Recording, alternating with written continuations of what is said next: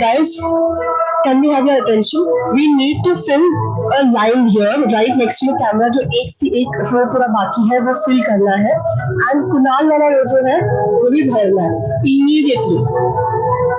तो आगे पीछे जो भी है, please थोड़ा आगे आगे accommodate yourself जल्दी, as soon as possible.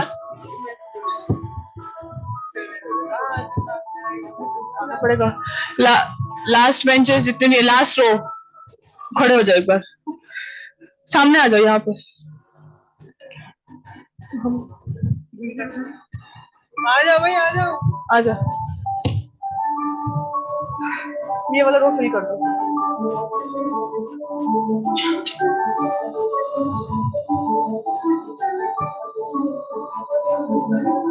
हाँ, यही रोटा फोड़. बाकी लोग भी आ जाओ, तुम लोग भी आओ. गाइस नीचे से बैठो.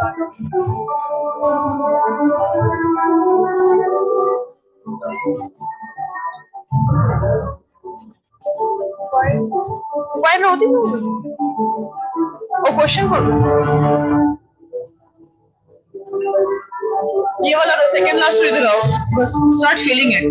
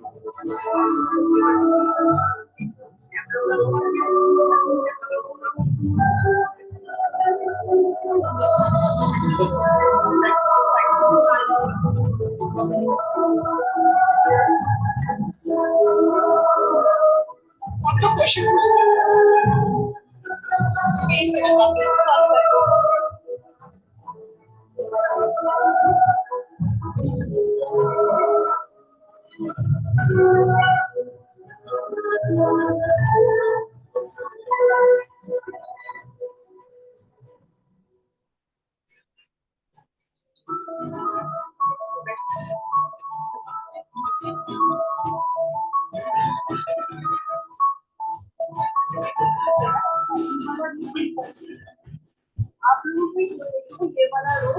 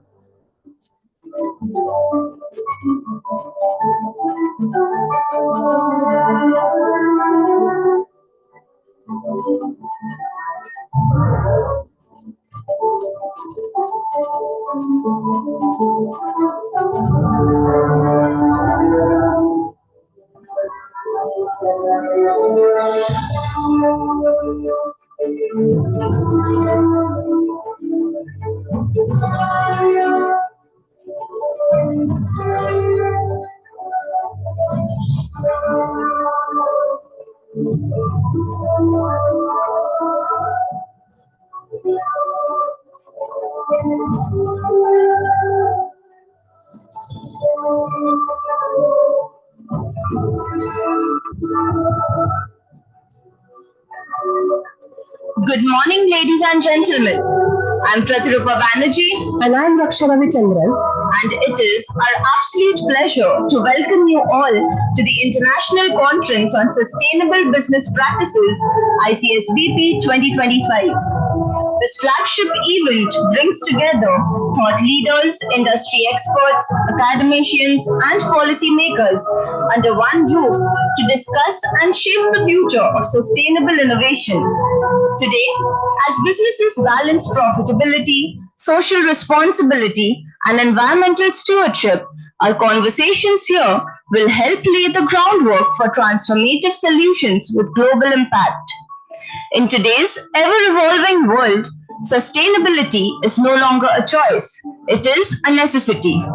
Over the next few days, we will explore critical questions such as what does the future hold for sustainable business practices?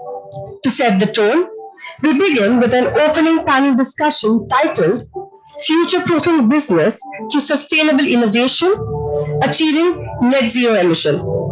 This session will tackle pressing questions such as what are the current challenges businesses are facing in adopting sustainable practices, what opportunities lie ahead in innovation in this space, and what can the long-term sustainable models be. We're delighted to have an exceptional lineup of experts who will share their insights and strategies for shaping the sustainable business landscape. I request the panelists to kindly come up on stage as they are being introduced to be welcomed by Dr. Roma Puri with a sapling, a symbol of sustainability. Ms. Pallavi Luharika, founder and CEO, Royal Bengal Green Tech Private Limited. Mr. Anirban Sanyan, head of National Logistics Century Ply. Dr. Devtanu Burman, founder and CEO, Aqua Doctor Solutions. Mr. Surya Agarwal, Director, Triple B Infra Logistics, Park Private Limited. Mr. Naveen Gupta, CEO of Arosia Waters. This engaging session will be moderated by Dr. Shamati Chakravarti, Associate Professor, IMI Kolkata.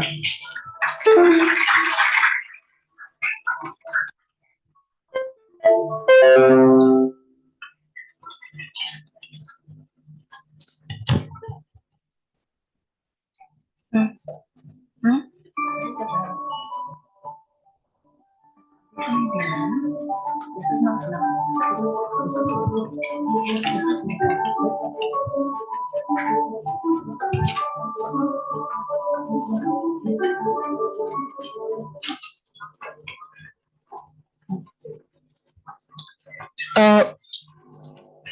We request Roma ma'am to welcome our panelists again. Ms. Pallavi Luharika, founder and CEO, Royal Bengal Green Tech Private Limited.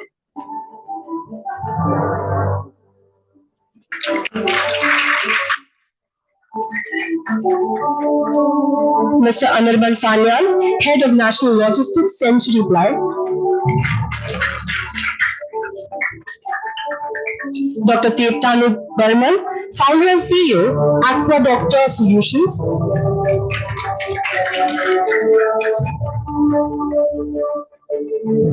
Mr. Surya Agarwal, Director, Triple B Infra Logistics, Park Private Limited.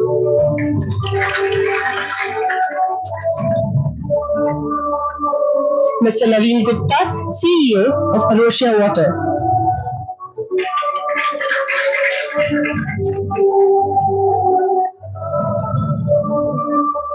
Thank you, Dr. Puri. Let's now dive into this thought-provoking discussion. Over to you, Dr. Shamini Chakraborty.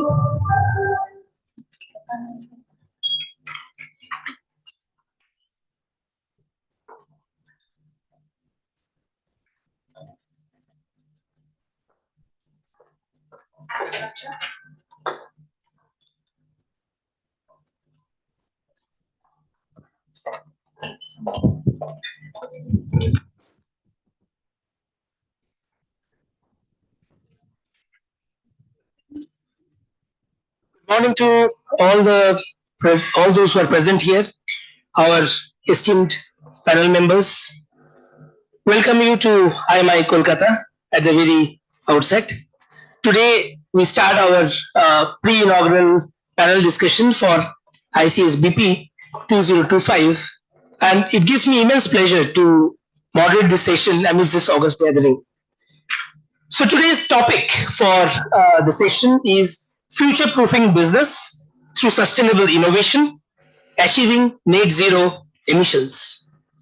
So ladies and gentlemen, esteemed panel members and distinguished guests, my dear students and my fellow colleagues, welcome to this pivotal discussion on the intersection of sustainability, innovation, and the future of business. Today, as industries across the globe face unprecedented challenges ranging from climate change to resource depletion, it is clear that the way forward demands more than just incremental improvements.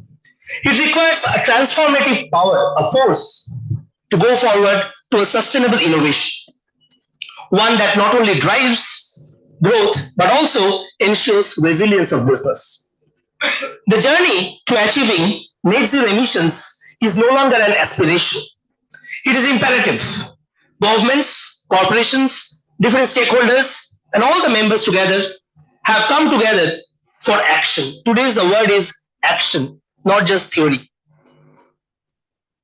Our planet today comprises of various ecosystems which are not talking to each other. So these sustainability and net zero initiatives are mandatory to leave behind a sustainable legacy forward. Our panel today comprises of trailblazers and thought leaders who are at the forefront of the transformation. They bring a wealth of experience, insights, and actionable strategies to address critical questions like how can business integrate sustainability into their core strategies without compromising on profitability? What role does technology play in creating scalable net zero solutions? And how can collaboration among industries, governments, and different communities accelerate growth in a sustainable manner? As we navigate through these themes, let us remember that future-proofing business is not just about mitigating risks, but also about seizing opportunities to innovate, to lead, and to inspire the world.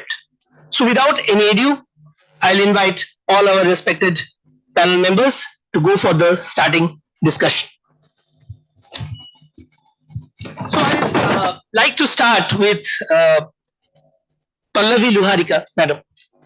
Ma'am, driving sustainable innovation often involves overcoming cost challenges. You know, whenever we talk about sustainability, people have a worry that it will be very costly and the business may not be able to sustain that cost. Mostly the MSMEs, for that it is a bigger question. So what are your toughest challenges that you have faced in making sustainable solutions affordable for your business? And how did you tackle that effectively? Thank you so much, IMI, for having me here, and I congratulate the team for making these initiatives a reality. So thank you once again.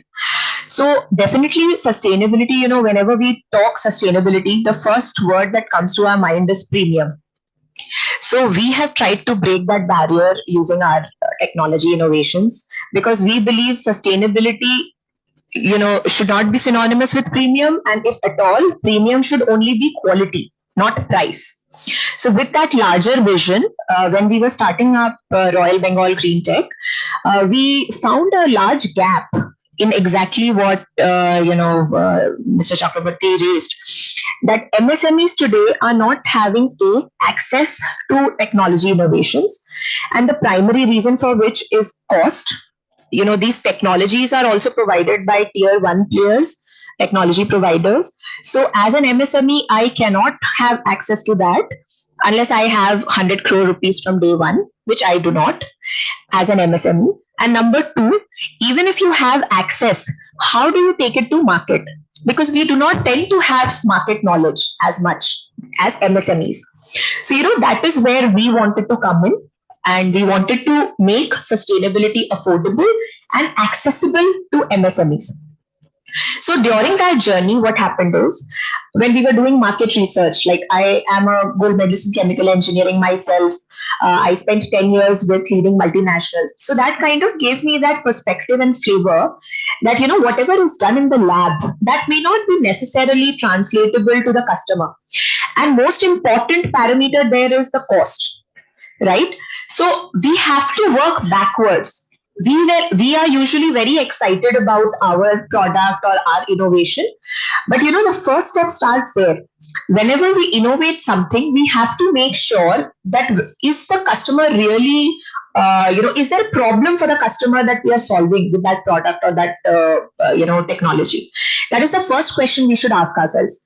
Then we should always do this research whether it is cost effective even when we scale. Right? Because whether the raw material is available, whether we can scale it to a level that not only domestically but also internationally people can use that product or service. I think these are some very, very important and obvious questions that any innovator should ask themselves. And then, having a patent or a research paper is important. It's very good, but it's just the beginning. How do you take it to the customer? I was very lucky because I spent time in research and development, technical sales, commercial sales. So that gave me the perspective that, everything that is found or discovered in the lab may not be taken to the customer in all these parameters, right? Cost, market acceptability, need for the customer. So that is really important. So what we try to do is, let's say our innovation is called Bhavishya Blast. It is bioplastic of the future, as we call it. And the beauty of that is, like, the way we like to portray it is that it is the first cost-effective biodegradable plastic in the whole world. Of course, performance is primary, but unless I hit the cost factor, why is the single-use plastic ban not being implemented as much as it, we would like it to be? The policy has been there for last decade.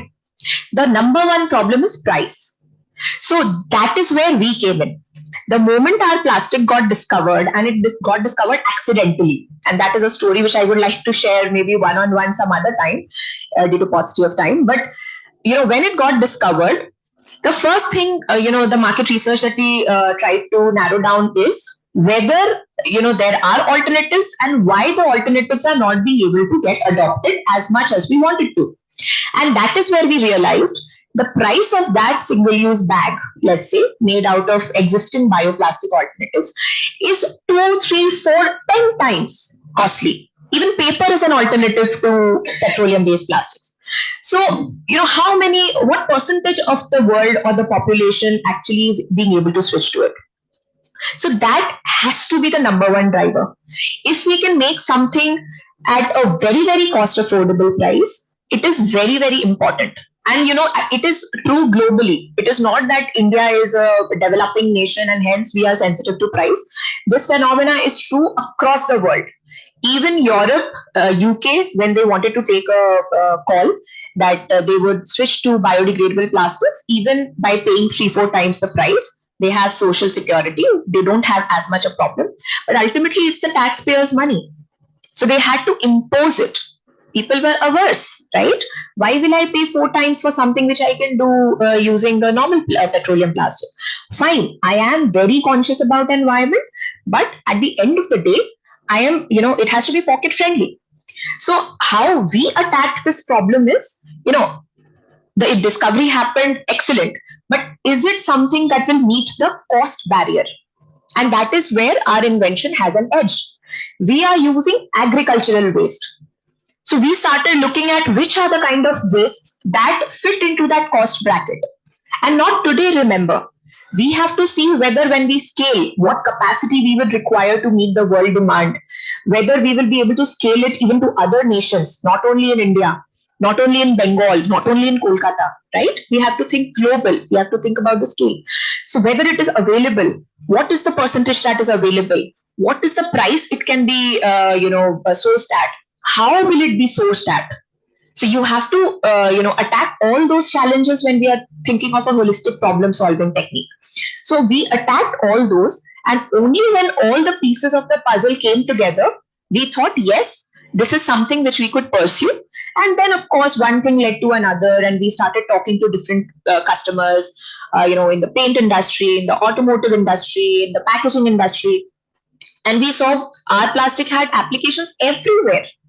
So that is where we started developing and customizing our parent formula into, those diverse applications which nobody is talking about today, right? We have sawdust, we have wool dust, we have silk waste, we have so many kinds of natural vegetable waste, right? What about those solutions? Those are available all practically free of cost. Why don't we leverage those? Can we convert them into something value added? These are low-hanging fruits which we can all leverage. So I think these are some of the ways in which we definitely, talking to different stakeholders always gives you a perspective as to whether your idea can be fit into those application areas. So I think overall, this is what our approach has been. Thank you. Thank you, Pallavi. It's really nice point which you have highlighted. Maybe we will dig down further. I'll just try to move to Anirban Sanwal, sir. Anirbanji, the main problem which we face today is maintaining a balance between competitiveness in the supply chain and how we go forward. So, with the aspect of sustainability being incorporated into the supply chain, how do you see forward in future? How will the balance between this sustainability and competitiveness being maintained, especially for Indian businesses or for MSMEs? And what challenges and way forward you see towards that? Morning all. I'd like to thank IMI, first of all, to set a platform like that because we need to practice, we need to talk sustainability. When it comes to cost, and I'm from a supply chain fraternity, so we are cost center, we are not a profit center. To talk about sustainability or work on sustainability, it is not by default, it has to be by design. To make the design, who are working on this, they have to first understand what is sustainability, and it's a specialized subject. So first of all, we have to learn. So for me, I have done a small course, but it is very informative course to understand first what is sustainability. We can talk about net zero, we can talk about scope 1, scope 2 and scope 3, but if you ask 3 more questions, sometimes it becomes difficult to answer. So at least to answer first 3 questions, you should have knowledge individually. When I'm talking about balancing, the 3 things I'm going to talk about balancing. First of all, looking for a reusable product. How I can, my product can be reused. How I can ensure that it is a biodegradable. So focusing on that is one thing. Second thing is that you have to work on your product. You have to set your strategy depending on your product and your customer. You cannot set your sustainable strategy seeing your neighbor. My neighbor may have a good rate card that does not suit my garage. So maybe I need to have a different solution for my problem. And my problem is my customers, what I am offering to them. For that, you need technology. Technology to understand what suit you most. And then to have set your strategy depending on your product, depending the people you are working associate with, and the practice of the product, what I'm using. Once you set this strategy, then you need to see, and I'll end with a small example what we have done in our organization. Everyone in the organization has a different role to play, and you should not fall apart saying that I have only this much, so where I can add sustainability. The third element is that from global to local. So we keep on talking about global sourcing. We cannot live without China or Europe. But India as a country is a gold mine. If I say gold mine price is a smaller word, it should be a diamond mine. So how much we are nurturing Indian resources, that is something which brings down. So when you're talking balancing cost and the carbon footprint, so if I can source the similar product within the India, my economy is getting even circular economy. I'm adding to Indian currency. At the same time, I'm reducing my carbon footprint. For logistics, one of the policy, one of the initiative what we have taken, and how we can manage the cost with being sustainable. So we done a complete re-networking of our source and supply point. So, and we call it the kind of a Bermuda Triangle. So we all are, I believe, in this room we passed our class 5. So we know that 2 sides of the triangle is bigger than the third side. So we try to identify that any point of time for doing my last mile service, am I traveling more? So is there a straight line where I can travel less? So once we done, and we are doing it every second year. So to ensure that we are travel least to deliver our product. So what is happening in that? We are reducing our cost to serve. At the same time, we are reducing our carbon emission also. So being sustainable, first of all, we should not have this in our mind that it's a costly affair. First of all, we have to believe that this is the way forward. We don't have a choice. Second, you have to find a innovative solution, and it has to be always out of the box thinking. Whatever we have done till date, you have to do something different, little beyond that. And it is not, you have to change your business strategy by double digit, 10%, 20%, 30%. Start with 1%. 1% change brings 100% change in somewhere as you move ahead in your angle. So it's not a very critical subject. And just beginning of this session, we are talking about a full-time course on sustainability. The more we know about the subject, the more ideas will come, the more innovations will come, and we'll find that it's not about a cost, it is about belief. And the moment the belief moves, definitely we will be in a position to supply at the same cost, but at the cheaper cost, a better sustainable product. So that's my take about the balancing.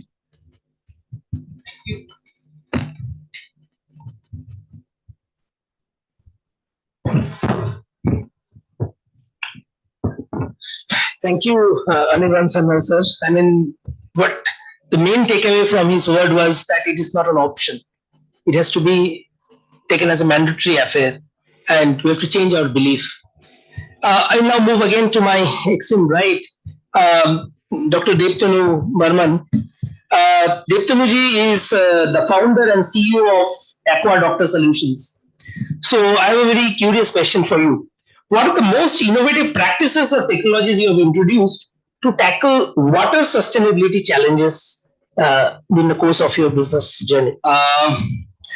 First of all, I like to thank IMI to invite me for this forum, and also to talk about something on water with sustainability together. Aqua Doctor Solution is a company which basically deals with fisheries and more impactful on the livelihoods. When we talk about sustainability, there are 2-3 parts. One is what we do today, it should continue the next generation to generations. Another important part is impact. The impact, what we are creating to environment, impact what we creating for livelihood, and also the impact what we bringing down to the society to take it into next level. So in an Aqua Doctor solution, what we have done, we usually see like people growing fish on pond, they are putting some feeds or management tips and all, but nobody think about the water availability and the places where water is not available, where how they can do the fish farming also there. Interestingly, in the whole world, if you see today, is 97% is saline water, 3% is a fresh water, out of which 1.2% is a drinkable water, and out of which fish farming is going on only 1.8 to 2% in the whole worldwide.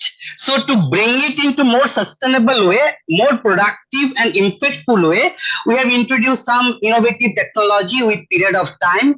Some technologies are RAS, recirculatory aquaculture system, which basically same water will be continuously using with bacteria media, where all the fish wastage will be converted into biodegradable form of microbial protein, which fish will be able to take it up. Same technology is a biofloc, which basically Israel technology for RAS and biofloc both has come up from Israel.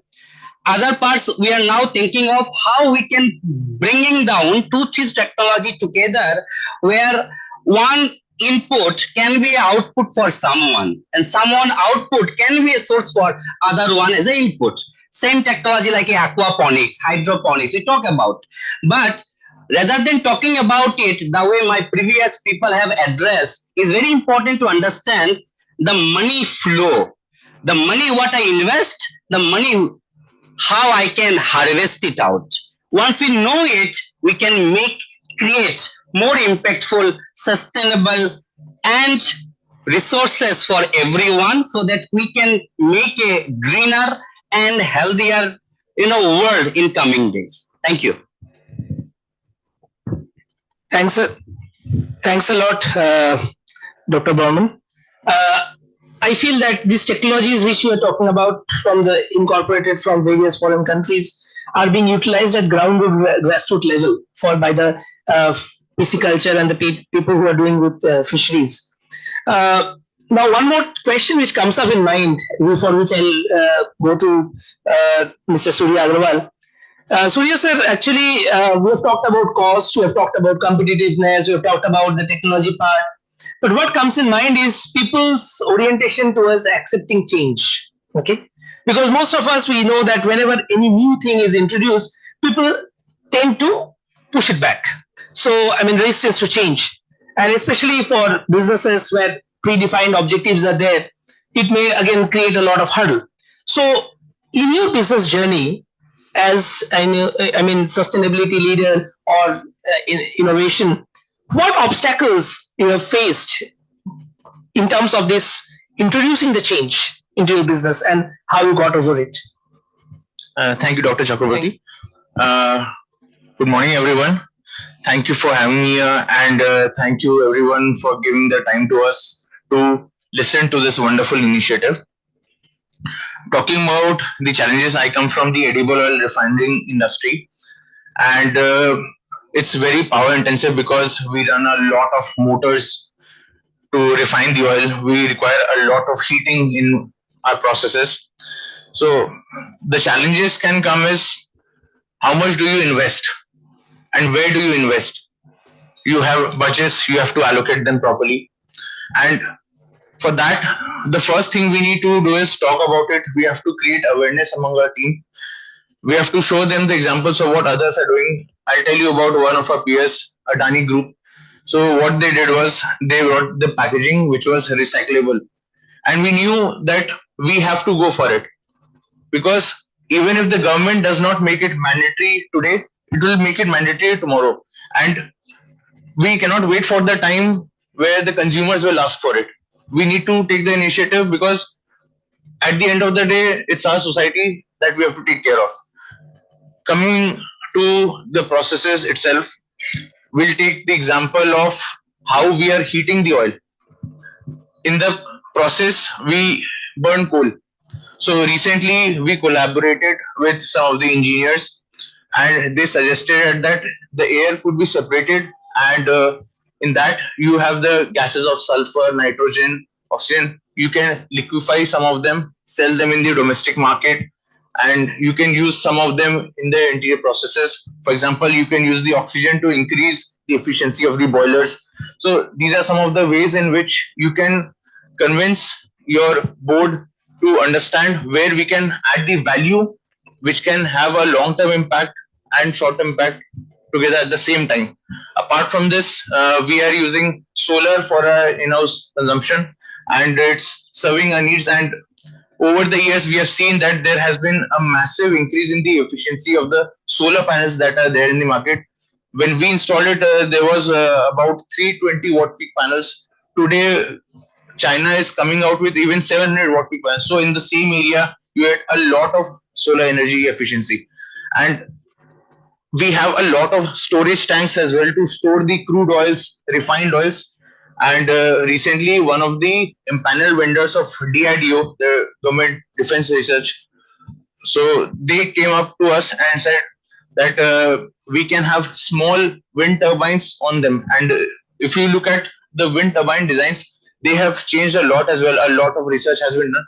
So we are thinking of installing small, say, for example, 10 to 15 kilowatt turbines on top of the tanks that can help us. So that is in the exploration phase, but these are the things we need to explore first and see where they are viable to understand where it can be implemented. Thank you, Surya ji. See, most of the companies are now putting in their agenda that we are moving in a sustainable direction. These technologies are replacing the legacy systems. This is how we are moving towards giving back to the mother nature whatever we have taken. But what was the problem which you faced in terms of your support from the peers, from the business objective, from the board, and what was the major issues which you faced in that? So, because many of the times, many of the things gets compromised when you talk about the board's objective may be just profit making, whereas you are moving towards a sustainable profit making. So how do you balance it in that way? We would say that we are blessed with a board that thinks about the future. And for example, we took up the zero liquid discharge even before it was brought down by the government. For example, we saw that in South, in Andhra, it was already made mandatory by the government. So we foresaw that later on we might also have that.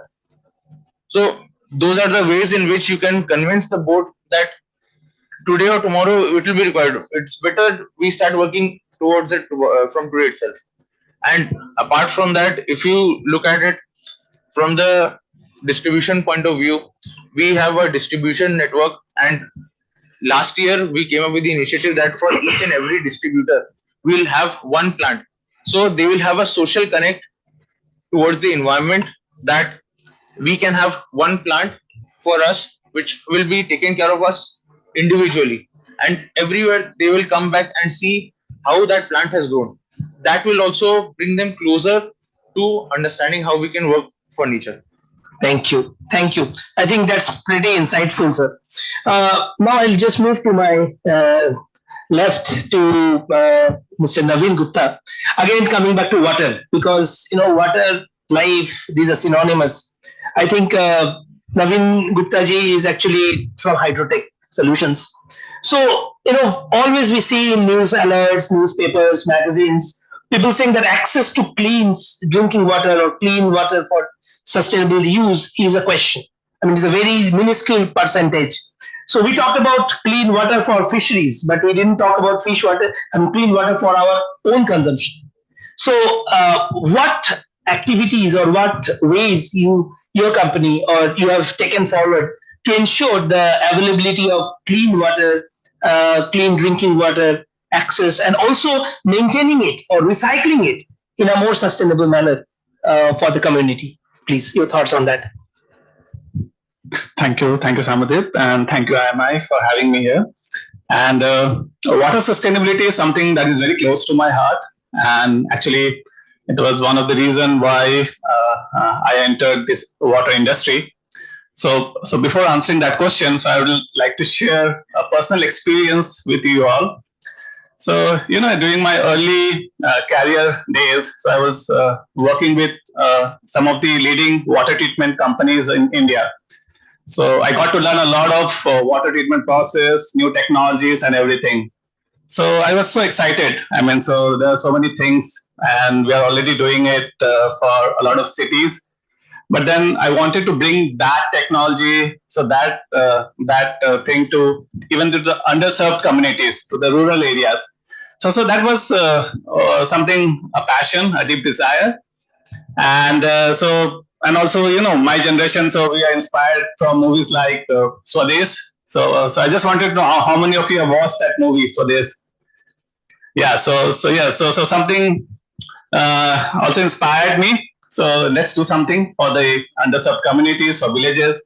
So that was one of the reasons why I co-founded Arusia Water Hydrotech Solutions, and then it was I should bring that treatment process, that technology to the village. So then I connected to investors, and it was not difficult to get funds, and we wanted to do a project in one of the remote village in UP. And that is a very famous sugarcane producing belt. So that was our first project. We got funded, and then we also started installation. It was a 2-3 months process. Everything was in place. So the machine was installed, everything was ready, and we are just waiting to commission it. It was the first project, first big project. So what happened? So the village panchayat, so they gave us electric connection to run the unit, and it was a very big unit, a big RO plant, and it required 5 to 7 kilowatt of power. And the village panchayat, they provided us an electric connection that was only good enough to light a few LED bulbs, maybe. Okay. So the entire project failed, and we waited for 2-3 months. Something could be done or not, but no, there was no answer. I mean, there was no solution. And just imagine the frustration that came into our mind, and that was the first project. But then it was also something it gave us an opportunity to learn, and we found a purpose to So this is not the solution. This is not a country like India wants in its villages and the communities. So we need to find a better solution, something more sustainable, water sustainable solution. And that is where we started finding out what can be the best thing. So the treatment technology, even why can't we use the solar power to run these units? And that is where the entire innovation and process, everything started. So answering that question, so when we talk about water sustainability, so there are two things. First is the process. So the process that we are using, the treatment process, the technology and everything, so it should be sustainable. I mean, the water wastage and everything, it should be very minimum. And the power consumption, it should be very low. So that is one thing. And the second one is the financial sustainability. So even if we are installing the project, we get funds from the government, from the NGOs, but running the entire project for 5 years or 10 years, so that is a big challenge. So we need to find out a solution where the consumer is ready to pay even a nominal fee, and that money can be used to run the unit for a long time. So the financial sustainability and the technology sustainability, I think both are very important for getting into this water sustainability business. Yeah. Okay. Thank you. Thank you. Thanks a lot for throwing that light, and the name of Swadesh brought smile in the faces of many people, because that's something which we can directly relate. I'll just ask one open question, which may be for all five of you to just answer in a couple of sentences only. We all see the brighter side of life. We always say that this is good, sustainability is good, net zero initiatives, carbon offset, carbon credit, so many things. But the journey of a sustainable entrepreneur is daunting, right? I mean, it's not very easy to go ahead with. So what may be your advice? What may be your advice so that people who are just going for this journey, they can prepare themselves with, just in a single sentence or a couple of sentences? I'll start with from that side. Yeah, Sudhir. So the thing we can look for is understanding how we can bring down costs without compromising quality. And for that, you have to study your own processes from start to the end, because even a minor change in your process could have a huge impact. I would share the example of the tin containers that we use for the packaging of the edible oils. Earlier, we used to buy the tins, and later on, we set up a tin manufacturer, because ultimately we realize we are paying for the transportation of air. If you are buying large containers that are empty and then you're filling them, you're paying for the air transport. Like that, it's same for the bottles as well. If you're buying bottles from outside, you're again paying for the transportation of air. And in that, you're also generating a lot of carbon footprint, because you'll be needing a lot of trucks. Now think about blowing the bottles in your own facility. It's faster, it's cleaner, it's bringing down your cost, and it's just one part of integration that you have done to get a better valuation. Thank you. I think the key point is knowing your own business process clearly and identifying the gaps. Thank you, sir. My suggestion will be, as a green entrepreneur, you need to think 2 or 3 things very important. One is the innovation, what you are doing, how it creates impact. Impact means down level, the people you are connecting, they should be happy with your innovation. This is one. Second is how you want to engage the community with your innovation, so that community can carry out your innovation for a longer period of time. Third, your community engagement should create such level of awareness so that other community also get enrichment through your engagement. Thank you. I mean, Dr. Barman actually gave us 4 or 5 action points. We should go forward, and they may be good for us. Thank you. Thank you. So we go forward. I think the key takeaway for me is that, sustainability is no longer a concept of tomorrow. If possible, it should be a concept of yesterday. So please let us not wait for a policy mandate or, government telling us, somebody telling us, some professor tutoring us, some startup, enriching us. Let us adopt little things in our day-to-day lives. And I think I must have shared this with IMI group itself a couple of times, is that, sustainability starts from things like your time. Let us start with very basic things. For example, even time management is very, very unsustainable in today's world. We spend about 10 hours on Netflix because we have to really complete that web series today itself before, tomorrow we meet our friends and discuss, oh, I missed that last episode, I fell asleep. No, FOMO is the greatest bottleneck to that. So let us please start from these little steps. Time management, health management, mental health, physical health, all these are little sustainable components that we can start with. So let us not wait for a product or a service. We can start from very simple things.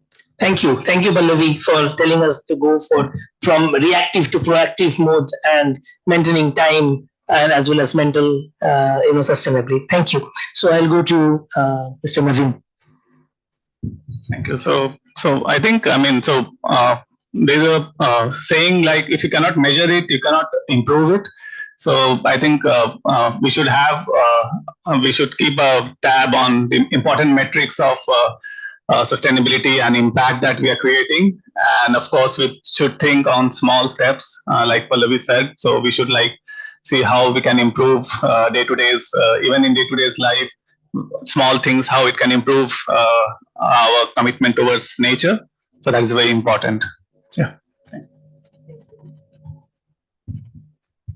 So it's difficult being the last person on the same topic.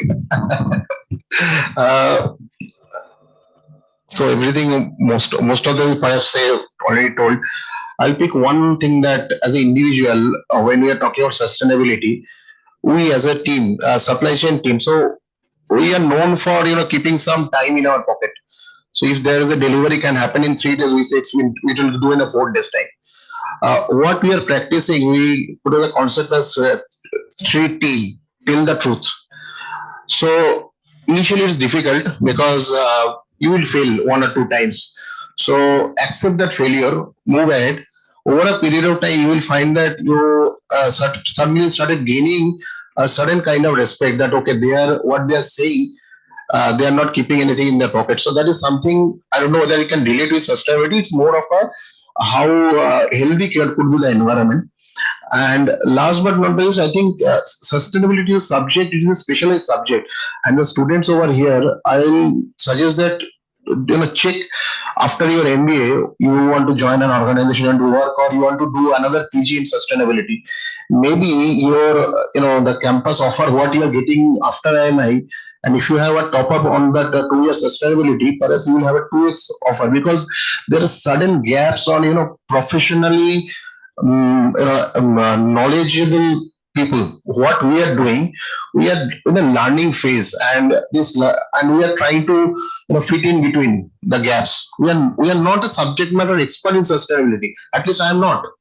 I am learning and I am trying to deliver something, that what is the practice, but I am not but definitely my organization is now is a dire need of setting a sustainability as a team. And you will find that you will be in a smaller period of time, you can be a chief sustainability officer compared to a chief executive officer, or COO or CEO. So these are opportunities hovering around sustainability. So if you have to look what is there for me, perhaps these are the things which is there for me. Thank you. Thank you, Mr. Sanyal. I think sir gave us some points for even the students that sustainability has something to offer, even for the future, upcoming students, even after their PG as a top up. So as we had the word from Pallavi, time management and time sustainability is also important.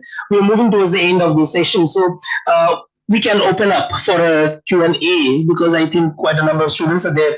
They may have some questions to ask. So we'll open up the forum for Q&A. Please, anybody who is interested to ask the questions. Yes. Can I have my mic? Yes.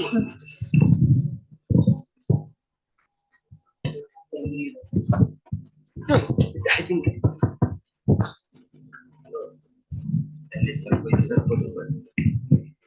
Yeah, it's very nice to have this morning session, right? So since Mr. Naveen spoke of the Swadesh movie, right? So if you see the indigenous growth of the country, right? We have been practicing sustainability for years, right? Maybe more than 2,000 years, right? Our indigenous people have survived for ages through their sustainable practices that may not have a business orientation or may not have a profit orientation, but they had certain kind of sustainable practices. So whenever we speak of sustainability, what I've seen in the majority of the forums, right, people always speak of Western practices, right? Those are prominent in the West or the advanced economies, right? So how do you think the idea of sustainability, keeping in mind the indigenous growth or connecting it to the indigenous practices that have been dominant in the nation? Any thought on that?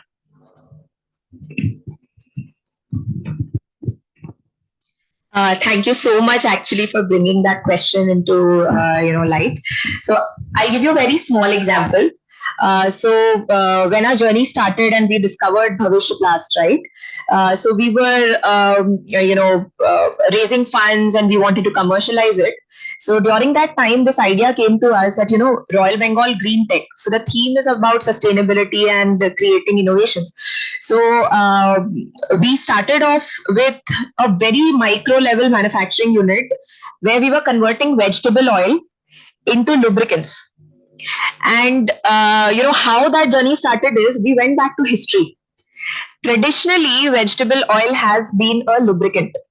But with the petroleum revolution, because the petroleum refineries, which are huge in number, and head to toe we are engulfed in using plastics and petroleum products in our cars everywhere, right? So that's a natural product for them. So came into picture the petroleum based lubricants. That's another value added product for the otherwise non value added stream from the petroleum refinery. So when we thought of this idea, it was very simple and proven, right? All we did is we did not invent anything new. We are just taking history, ancestral knowledge, using advanced technology and innovation that we have, and bringing it into the customer. So I think this is very simple to do. It's just that we at times we are so carried away with what is happening around the new so-called quote-unquote trends that we forget that those basic things that already exist either in nature or in ancestral knowledge that can be very easily leveraged. I'll give you one more example before any co-panelists would like to pitch in. So I happened to come across a concept called TRIZ. Do not ask me what the full form is. I don't know. But it's a Russian concept which states that any problem you are stuck into, it may be as simple as in the paint industry, they use there's a machine part which gets inserted into the paint, and then the paint gets coated onto that bellow. And that is a huge loss for the paint industry. So how do you solve that problem? Very, very simple problems that we face in any industry. So what that TRIZ concept tells us is, anytime you face such a problem, go back to Mother Nature and see for which organism, living organism, that is a need for survival. And you will get the answer from there. And a very relatable example is fairness creams. Okay, so do you know fairness creams ka formula actually kahan se mila? You cannot guess. Polar bear. Can you tell me what is the actual original skin color of polar bear? Anyone? Anyone? Very simple. That's the obvious answer, right? But it's black. It appears white. So that is where scientists noticed that if polar bear ka actual skin color is black, how does it appear white? And that is the formula that they used to make you appear white in a fairness cream. Your skin color does not change, right? It remains the same. So I think those are some little examples that we can draw from nature. For polar bear, it's a question of survival. So Mother Nature has given the polar bear that kind of appearance. So I think that's my take on it. I think I'll just add few things like when you talk about the nature, we have many things, but how you do the nature, natural resource management, which ultimately help for earning more. So in that perspective, what we have done in a pond system where they are growing fish, we are trying to incorporate multiple species culture without disturbing each of the fish's niches, like pearl farming. We have started now in East Midnapur, where the same pond they are growing fishes with shrimp and other things, but pearl also growing within period of time. Like that in other places in Sundarban, we are now growing crab in boxes, where people used to grow crab in the nature normal way. But when you grow within a box, within a period of time, you can get a bigger crab. Ultimately, you are making more money out of it. So ultimately, I think nature give us lots of thought process, and it's you and me is depend how you put all these resources together, make into a sustainable money making process without disturbing the environment. Thank you. I mean, very insightful outlook from that mix of all those types of things in single pond, the crab thing, especially the polar bear one. I mean, literally nice. So can we invite some more questions from students? Please. Maybe we can take only a couple of them. Hello. Good morning, everyone, respected panelists and everyone presenter. I'm Sangvi Lama, and I wanted to ask, like, sir talked about, adding in sustainability in various processes relating to your fisheries, everything, and also in supply chain, right? So I wanted to say, like, what are the key steps that companies should take in order to embed sustainability in their core operations? Because taking sustainable, like, initiatives, I think all companies, everybody take up sustainable initiatives these days, but actually integrating them into their core operations is what is necessary for like a long-term success. So I wanted to, it's like an open question for everyone.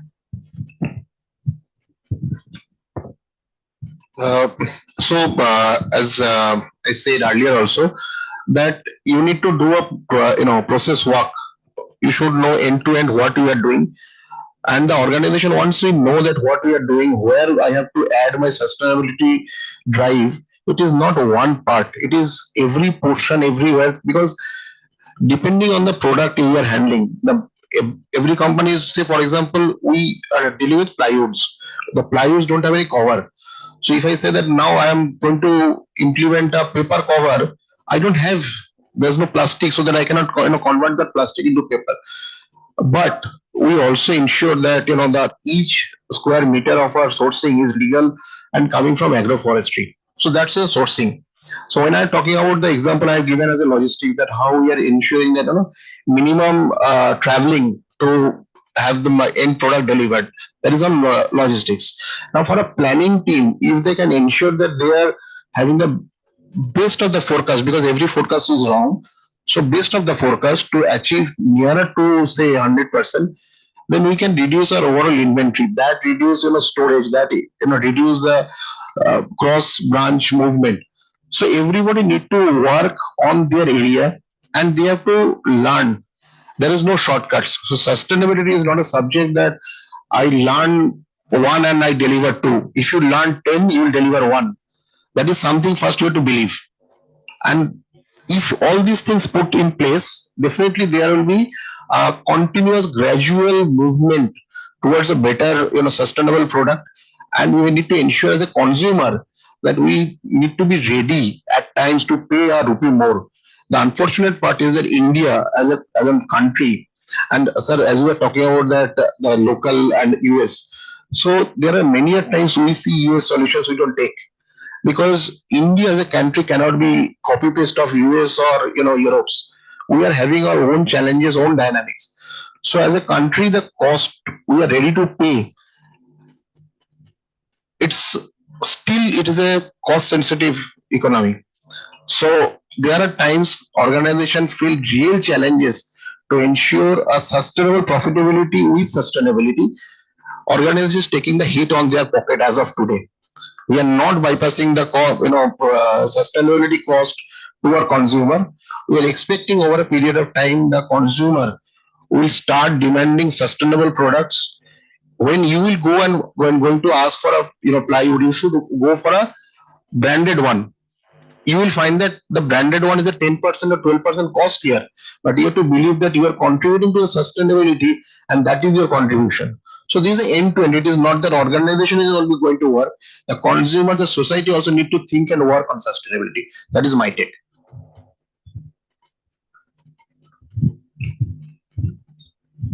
Just adding that, as correctly put by sir, every component within the process or, even the product, the finished product has to be made sustainable to achieve 100% sustainability. So it can start with little things which are also invisible. For example, like the lubricant that I mentioned, right? You cannot see it, but it's kind of the heart of the machine. If you don't lubricate the machine, it will not function. You don't have any production, right? So even things which are invisible to the eye, but takes care of your human resources, takes care of the environment. Little things like, the water that you're using, sending it back to Mother Nature in a responsible manner, discharge, tackling that kind of waste, whatever waste we are generating, can we backward integrate? Can we convert that waste to wealth or waste to value? These are some little things that can be done in any industry, but the exact way in which that can be converted will obviously depend on the type of industry. So I think that is another simple thing that can be done. Thank you. Can we have the next question, please? Yeah, please.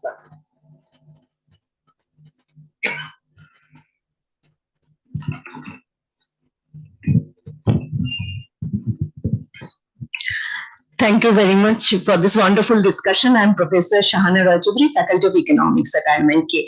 So I have a question for any one of you can answer this, please.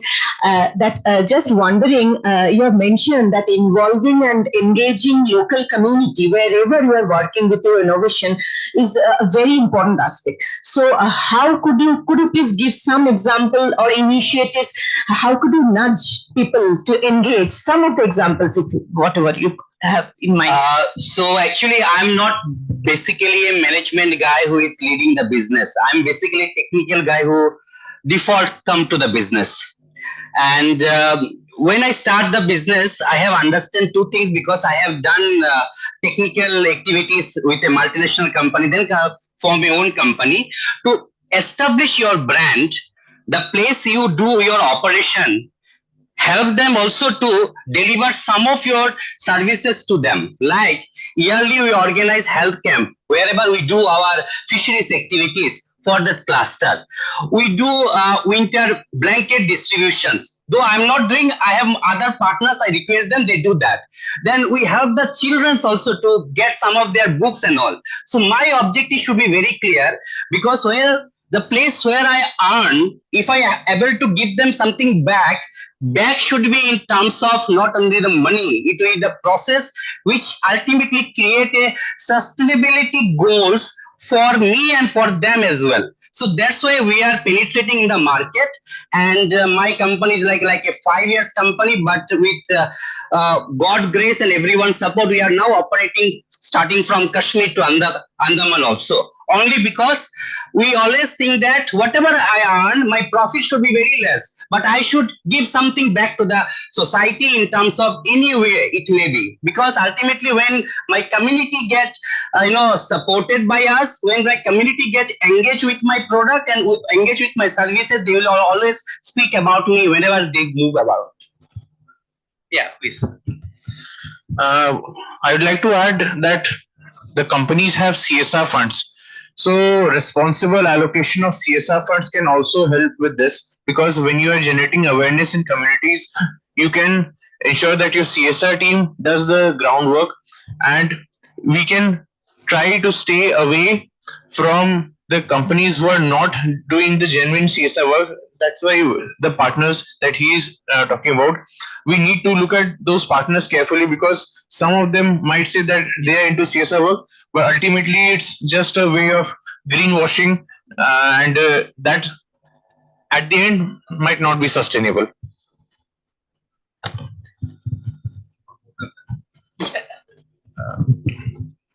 So ma'am, in one of my stint in ITC, I'm very sure you know the e-shopper project. So how you engage the local and economy and the local people. Also in Century Ply, what we are doing, we are engaged with farmers.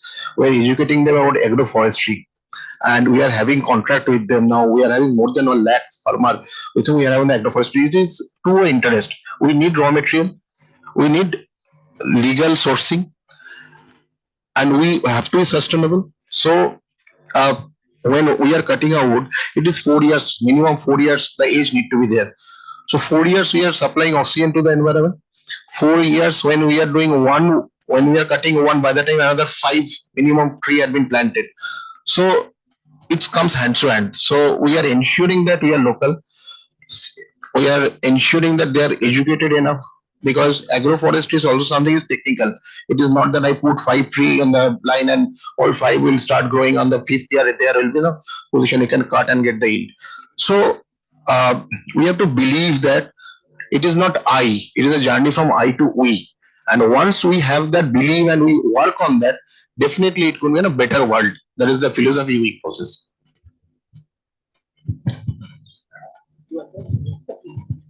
So coming to our business model, so here what we do is it's very important to engage with communities. So once we set up the water system or water kiosk, so we make sure that the local panchayat runs it, and the community, the people who are using it, they're paying at least a minimum amount so that a fund is created and that can be used for maintenance. So even if this amount is very low, maybe 4 rupees for 20 liters, but then when we're speaking about the bottom of the pyramid, it's a big amount for them. So even 4 rupees per day spending on drinking water. So there we need to engage with communities and educate them about the benefits of having clean drinking water. So in villages, the entire responsibility of bringing clean drinking water to the home, it belongs to the woman of the house and also to the girl child. So what happens if in a small family, if both husband and wife, they are working as a daily wager. So if any one of them gets sick, even the children, if they get sick because of drinking impure water, so one of them, and mainly the woman of the house, they have to take leave from their work and they have to take care of the entire family. So again, they're losing their entire day's wage, and that can be like 5 to 6 days. So that education has to be imparted to them, and we have to show them the benefit of drinking water from here, and then you are saving your everyday's earning as well. So that is much more than what you are spending here. So that is how we're engaging with them, storytelling and community programs, and this is how we are doing that. Yeah. Thank you. So thank you. Because of the paucity of time, we cannot take further questions. I'd like to summarize that we had a very engaging discussion with Mr. Surya, we had Dr. Burman, we had Pallavi, we had Mr. Navin Gupta, as well as Mr. Ramesh Bansanyal. So what we got in a nutshell is moving from reactiveness to proactiveness, maintenance of engaging community, looking into our past, legacy knowledge, which we might have got from our community. Also, it helps us extend the concept from the 3 R's to the 5 R's. That is not only reduce, reuse, or recycle, but also go forward towards refusing and repurposing. That is, if we can extend the life of that product after its usual life has ended, usable life, or repurpose it in the way of extending it. Like I will give the example of what Dr. Burman said about that pond being used both for shrimps, fisheries, as well as those, pearls, and also the concepts which we talked about from Mr. Sanyal about that agroculturing, agroforestry with awareness. So that's all. Thank you. Thank you for so many engaging questions and as well as inputs from all of you. And I know this sustainability is a journey. It's not a destination. So never ever we will reach to any conclusion, but we will move at least even an iota or a delta forward towards that. Thank you. With that, many thanks to you, all of you, for giving the time. Thank you. Thank you, Dr. Chakraborty, and a big thank you to all our esteemed panelists. This discussion has provided invaluable perspectives and has set the perfect tone for the rest of the conference. To commemorate this occasion, I now request Dr. Rohan Mukherjee to present mementos to our distinguished panelists and our moderator. Ms. Pallavi Luharuka, founder and CEO, Royal Bengal Green Tech Private Limited.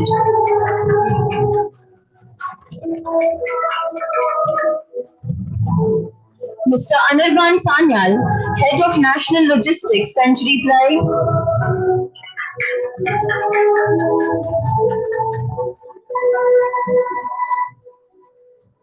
Dr. Devtanu Burman, founder and CEO, Aqua Doctor Solutions.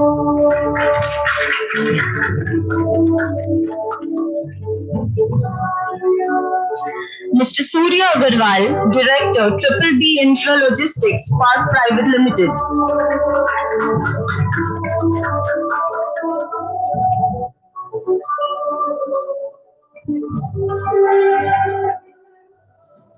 Mr. Naveen Gupta, CEO of Arosia Water.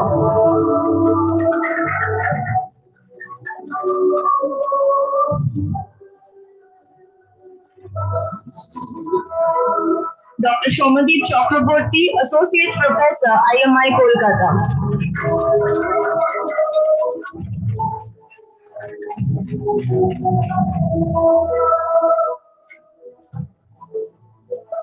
Now, I would request Dr. Maudgil to deliver a vote of thanks to our esteemed panel members. Very good morning to one and all present.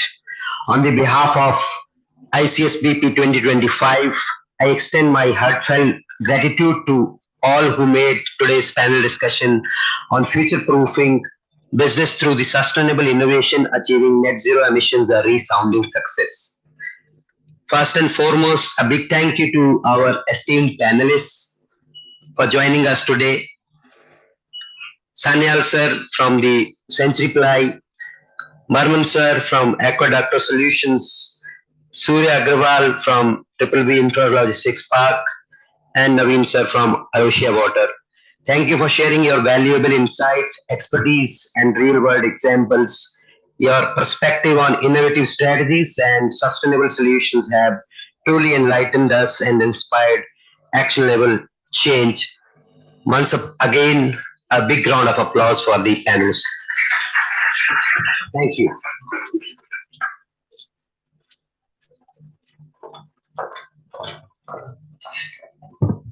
Ladies and gentlemen, let's give a big round of applause to our panelists and our moderator.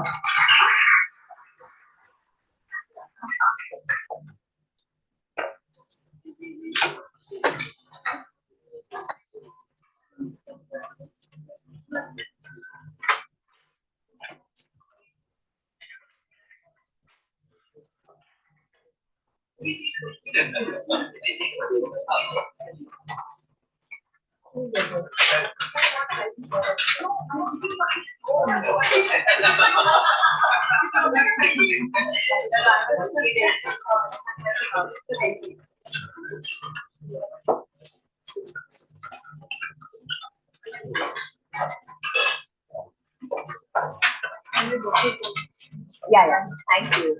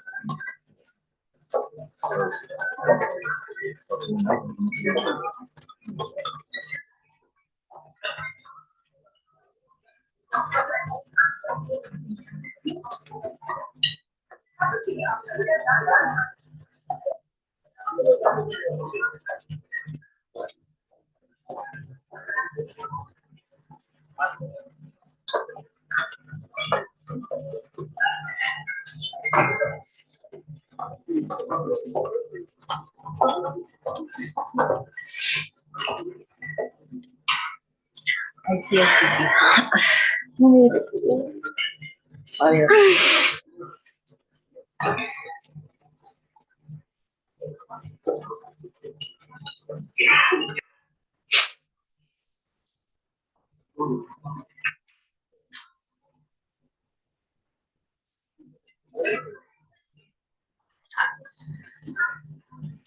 As we move forward with the ICSBP 2025, let's continue to engage, collaborate, and innovate for a sustainable future.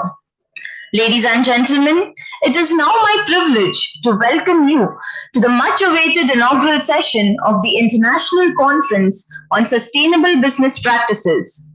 This inaugural session of the International Conference on Sustainable Business Practices marks the beginning of our collective journey to reimagine and transform business practices for a sustainable future. This conference, a beacon of collaboration and innovation, has been thoughtfully curated to bring together distinguished academicians, industry leaders, and policymakers with a shared vision to transform business practices for a sustainable future. In a world where sustainability is no longer optional but imperative, ICSBP provides a platform to bridge the gap between research, practice, and policy. This conference is not just about exchanging ideas, but about driving meaningful action and building a future that balances economic growth with social and environmental well-being. Over the next 3 days, we will hear perspectives that challenge conventional thinking and inspire innovative approaches to sustainability. I would now like to invite our esteemed dignitaries to the stage. Dr. Bhimara Maitri, Chief Guest, ICSBP Director, IMI Nagpur and President, ISDSI Global. Dr. Ravi Kumar Jain, Keynote Speaker, ICSBP, Director, Sparsh Global Business School, and Secretary General, ISDSI Global. Mr. Sunil Bhandari, Executive Director, Corporate, RP Sanjeev Goenka Group, and member of the Board of Governors, IMI Kolkata. Professor Manohar Banerjee, Patron, ICSBP, and Director, IMI Kolkata. Professor Tirthankar Nag, Conference Chair, ICSBP, and Dean Research and International Relations, IMI Kolkata. Dr. Rohit Singh, Conference Chair, ICSBP, and Chairperson, Fellow Program in Management, IMI Kolkata.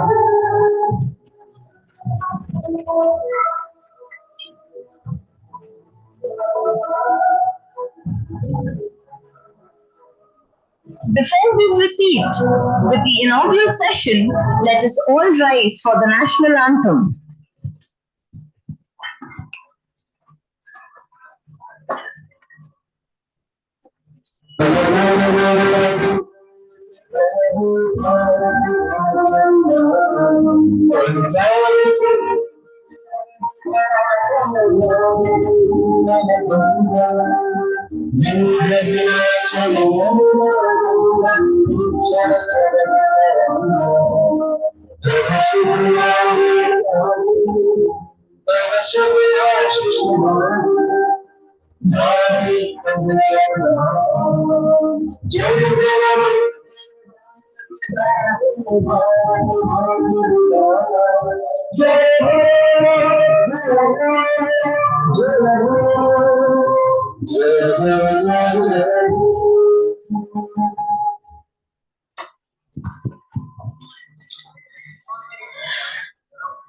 To warmly welcome our dignitaries, I now request Professor Rachana Chattopadhyay, Dean Academics, to present our dignitaries with a sapling as a token of our respect and commitment to sustainability. Dr. Bhimara Maitri, Chief Guest, ICSBP, Director, IIM Nagpur, and President, ISDSI Global.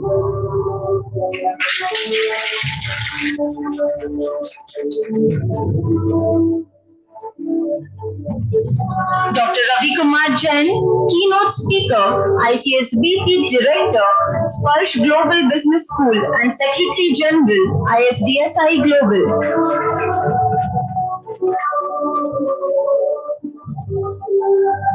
Mr. Sunil Bhandari, Executive Director, Corporate, RP Sanjeev Goenka Group, and member of the Board of Governors, IMI Kolkata.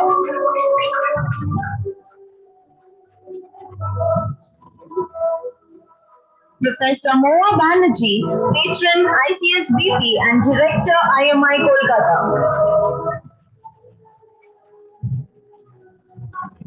Professor Tirthankar Nag, Conference Chair, ICSBP, and Dean, Research and International Relations, IMI Kolkata. Dr. Rohit Singh, Conference Chair, ICSBP, and Chairperson, Fellow Program and Management, IMI Kolkata.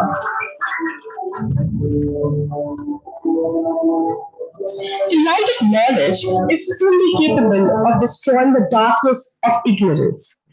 I now request the dignitaries on the dais to light the ceremonial lamp in reverence to knowledge and symbolize the illumination of our path towards sustainability with an accompaniment of the Saraswati Vandana performed by our students.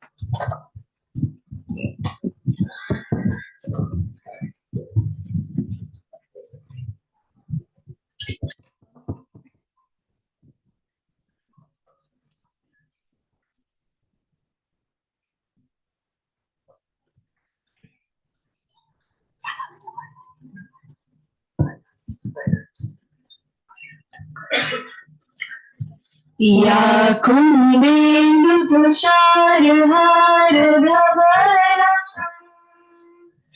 ya shubhavasramrita, ya veena vardanda mandita kara, ya shweta padmasana. या ब्रह्माच्युत शंकर प्रभृति देवै सदा वंदिता सा मां पातु Saraswati Bhagwati निशेष जडापहा.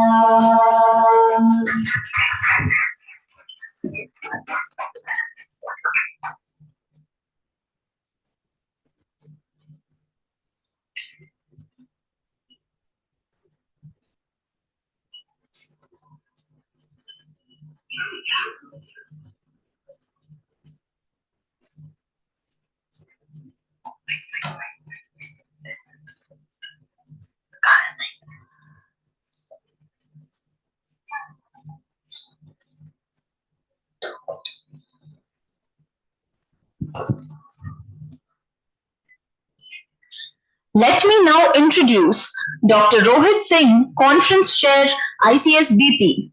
Dr. Rohit Kumar Singh is an Associate Professor and the Chairperson of the Fellow Program in Management at IMI Kolkata.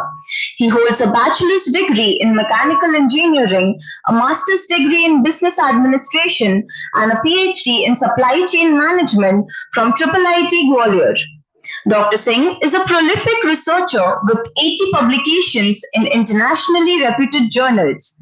His research contributions span diverse areas within operations and supply chain management that include Industry 4.0 technologies, enabled supply chain, net zero strategies, circular supply chains, digital transformation for sustainable supply chain. Notably, he has consistently published in ABDC A-listed journals like Journal of Cleaner Production, International Journal of Logistics Management, Annals of Operations Research, Journal of Knowledge Management, etc. His research has garnered over 2,700 citations, reflecting his significant impact on the field. He has demonstrated strong academic leadership by serving as the convener and organizing secretary for several international conferences on operations and supply chain management. Dr. Singh also serves as an associate editor for Global Business Review, ABDC Scopus Listed, and the Journal of Operations and Strategic Planning. He is an active reviewer for numerous high-impact international journals, further contributing to the advancement of academic scholarship. Dr. Singh, may we request you to kindly open the conference.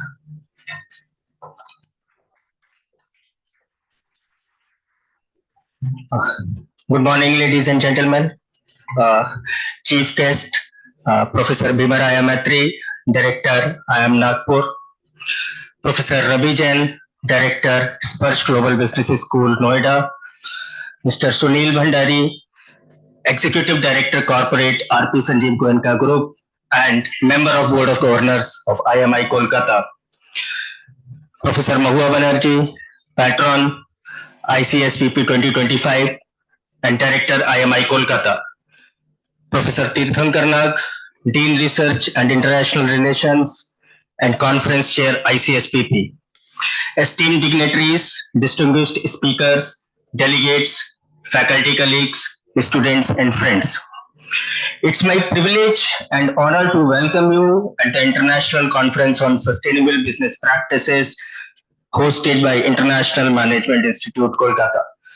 This conference represents a pivotal effort to tackle one of today's most critical challenges, embedding sustainability at the heart of business strategies.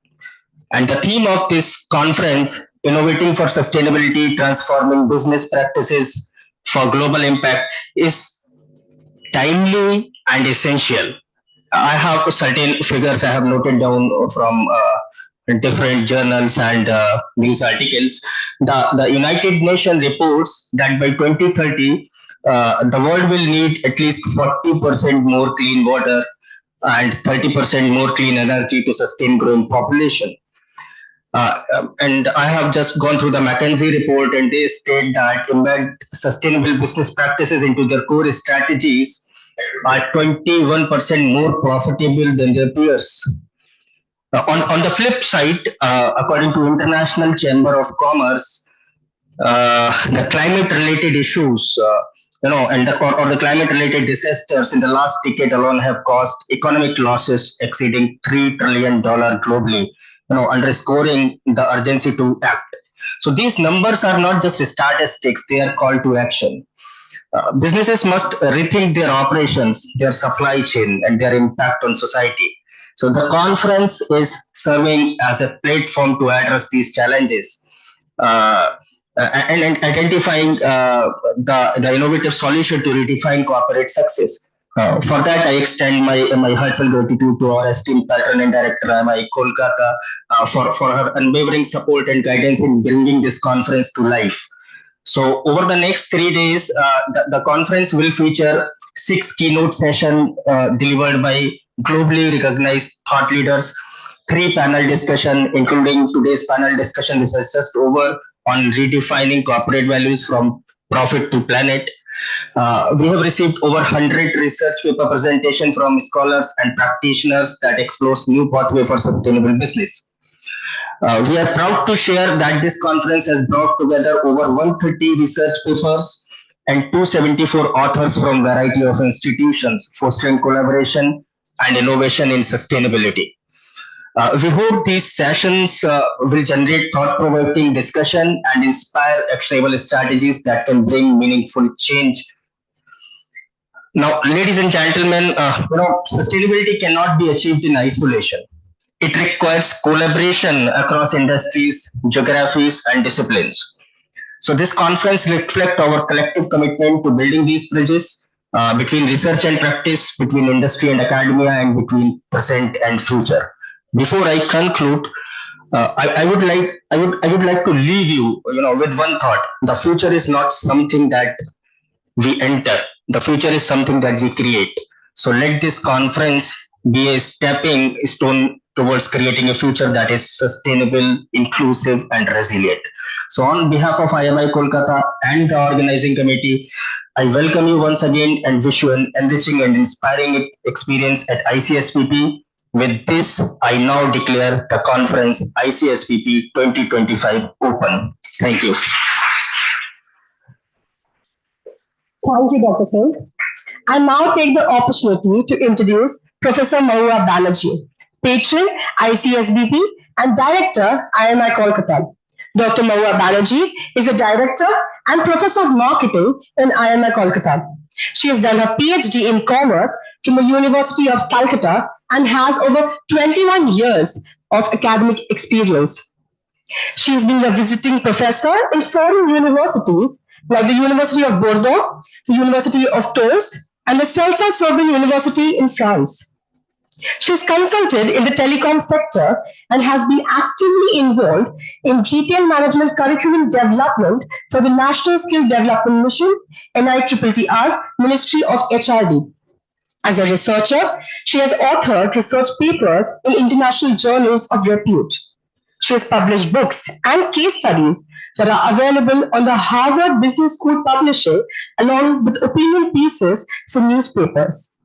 Professor Banerjee has undertaken retail research projects in collaboration with the Oxford Institute of Retail Management, Sade Business School, University of Oxford, and conducted collaborative research with the Leeds Beckett University, UK, under the aegis of the UGC Eucarian Research Grant Project.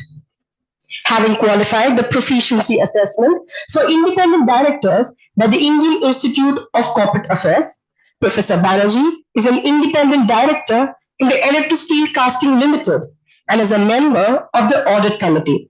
She is qualified for CMI Level 3 Award for Leadership Development from Chartered Management Institute, CMI UK. She is an expert committee member with the National Expert Committee on Higher Education and Training, Indian Chamber of Commerce, ICC, and is also a member in the Education Committee of the Bengal Chamber of Commerce and Industry, BCCI. Professor Banerjee, may I request you to welcome today's August gathering on behalf of IMI Kolkata and open the theme of the conference. Thank you, Professor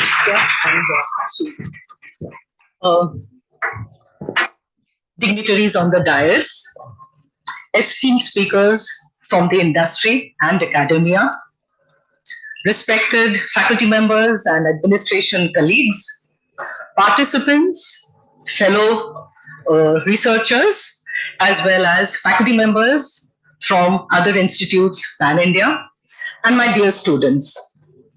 It is indeed an honor for me today to welcome you all to IMI Kolkata's ICSBP 2025. I want to leave you with the thought, why are we doing this? What is its origin? You know, on our journey to perfection and moving up the ante. So we are still undergoing national, international accreditations and reaccreditation processes. The fundamental question that we have been asked is, who are you? End of the day, as an institute, how are you known in the ecosystem? So what is your differentiator? What do you do differently to distinguish yourselves from the other institutes? Well, this question is not something that you can just answer like that. It got us thinking. So my team of faculty colleagues, we are 26 to the team, and myself, a lot of deliberations, ponderings, and we came up with 3 such areas, sustainability being one of them. The other 2, in case you're interested, well, it's about entrepreneurship and it's about digital transformation. But for now, today, we will talk about sustainability. So it was that moment, you know, I had a dream, we had a dream. Yes. Now comes the more difficult and realistic part. How do we execute? How do we implement all of that? And that is the point of time we started reaching out to our partners, collaborators, because it is always teamwork that will see you through any goal that you have set upon yourself. Well, today I am really elated and proud to introduce you to some of our partners. You have Dr. Maitri, Dr. Jain accompanying us on the stage. I do not want to take away the moment of their introductions, but in one sentence, their outstanding contributions to the world of management education and setting its space in India speaks for itself. I'm talking about collaborators, I'm talking about partners, yes. our governing body, Mr. Sunil Bhandari, is here today. He encourages us, he supports us so that we dare to dream. You want to dream big. You have targets, you have outputs that you have in mind. And you need your governing body to back you up just there and say, yes, go ahead. And we get it all from this group. Then, the greater ecosystem, community, the industry. We are working very closely with the industry members because all said and done, ESG research work is still in a nascent stage in academia. And there is where we need our industry partners. So we reach out to them fervently. And now we are in the process of designing courses, maybe a specialization. Yes, we do have some basic courses in the first year, but no, we're looking at it in a more stringent manner. And that is why we're looking at specializations where we are again. So all of these courses will be, as I said, co-developed and co-delivered with industry, our third partners in this journey. And of course, within the ecosystem, the policymakers. So Dr. Rajendra Shende, you will be meeting here. He will be joining us from tomorrow. And we already have an MOU with Green Terre Foundation. Again, to keep it very simple, their initiative is to make net zero activities, focus on that, spread across all campuses through India. So right now he's working on the 23 IITs and getting them on board. He has been in Azerbaijan, and just the day he was in Azerbaijan talking about carbon credits and how it should be made mandatory, the next day we signed the MOU, because we are not looking at ourselves just as management and organization who have embarked on this journey. It's about our students. They have to be hands-on. They have to know from campus to community, the initiative, carbon offsetting activities. How are we going to embark on them? What specifically are we doing on our campus? Why so? So that when they pass out, when they reach their organizations, the corporate world, they will be able to make meaningful contributions irrespective of their job roles from the word go. So this, and lastly, I have to mention my faculty colleagues, renowned academicians, researchers, and we will take out intellectual contributions in the form of the PRJs, the peer-reviewed journals.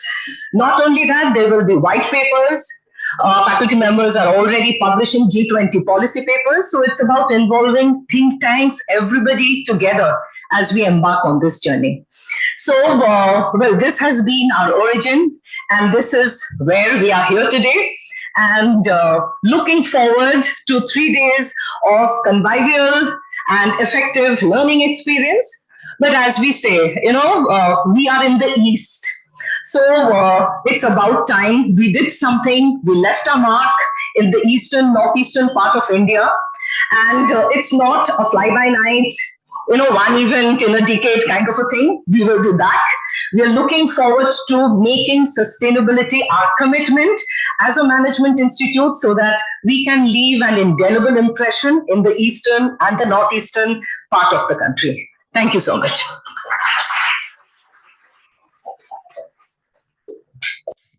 Thank you for your insightful words, ma'am, and for highlighting the objectives and significance of this sustainability conference. Let me now take this opportunity to introduce Mr. Sunil Bhandari, Executive Director, Corporate in RP Sanjeev Goenka Group.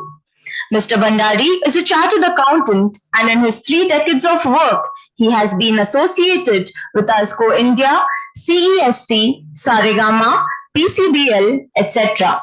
He is on the board of several companies. He is a certified leadership development coach by CFI, Emotional Quotient Intelligence EQI coach, and platinum rated development center assessor. Mr. Bhandari is also a poet and a podcast host. He takes out weekly newsletters and is a film critic. He is also the chairperson, Kolkata chapter of Social Venture Partners, SVP India. Mr. Bhandari is the member of the Board of Governors of IMI Kolkata. Sir, We are waiting to hear from you.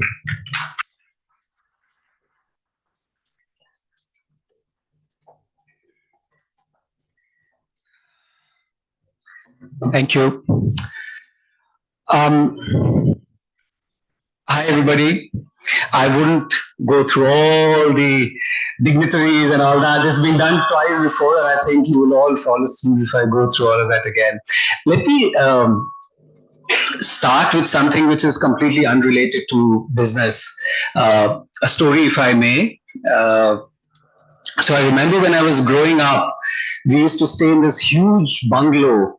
I think we had grounds of almost an acre, and we had all kinds of flowers which used to grow there. I remember there were some 35, 40 kinds of flowers. I remember the names at that time.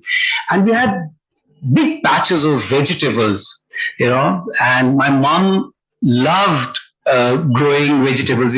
Some people have that green finger, and she had that green finger and she was obsessed with it. And our conversations during breakfast, lunch, and dinner was nothing but fruits and vegetables and flowers. And one of the subjects which you keep coming up was how to get good khad. You know khad, right? Yeah. So the whole conversation used to revolve around how to get good manure. It is crazy because the vegetables required manure. We had this under a huge banana tree. We had a massive pit which was dug up by my mom, and the rule was that nothing in the grounds, in the grass, in the garden will be burnt. It'll all be brought into that pit, and it was thrown there, the leaves and everything else. And in front of my eyes, I used to see some of the best manure getting created. And that manure was then used to put into those vegetable pits and the flower pits. And we used to eat some of the most delicious vegetables I have ever eaten. I learned about this cycle, how nothing should be wasted in those early days of my growing. That was my first introduction to sustainability. Coming back to the present, I work with a fair number of non-profits. One of the non-profits I work with is called Garbage Free India, which I think has a connect with IMI also. And because of them, I learned how critical it is to segregate garbage. If you don't segregate garbage, I won't get into the details, but if you don't segregate garbage, there is stuff which is going to remain on this earth for centuries, and it is going to contaminate the soil, etc. The other one which I have worked with is a NGO called Hula Deck, and they believe in recycling. So they say, don't throw anything, because anything and everything can be recycled. And if you use something again and again and again, you are buying less. And there is less rubbish which is getting created, which will be waste on the earth again.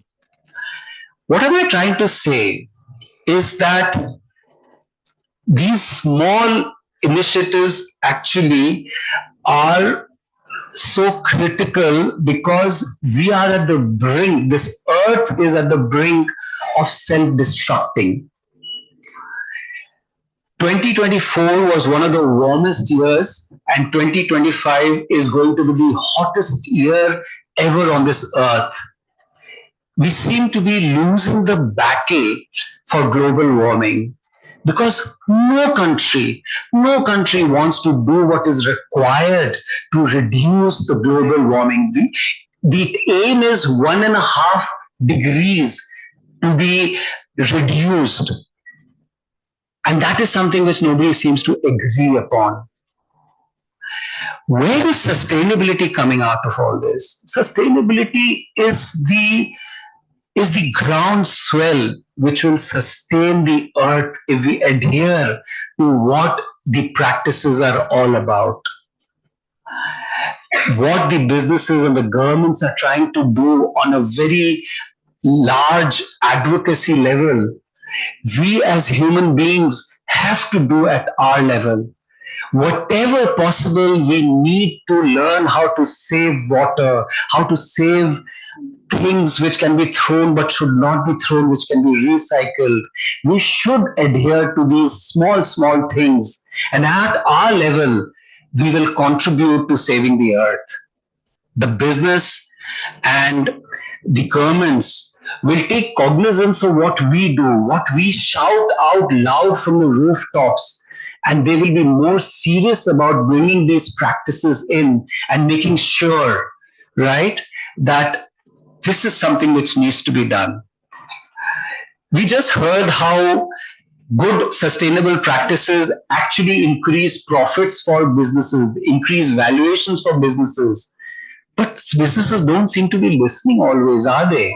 I mean, it's almost like all of us know that we should be wearing helmets, but do we? Half a chance and helmets are off and we are, going on rides without helmets. We all know smoking is bad, but does it stop us from smoking? That is what is happening. Businesses know that sustainable practices are so critical to not only increase profits, but also for the wellness of the earth we are doing what we are doing, we are living in.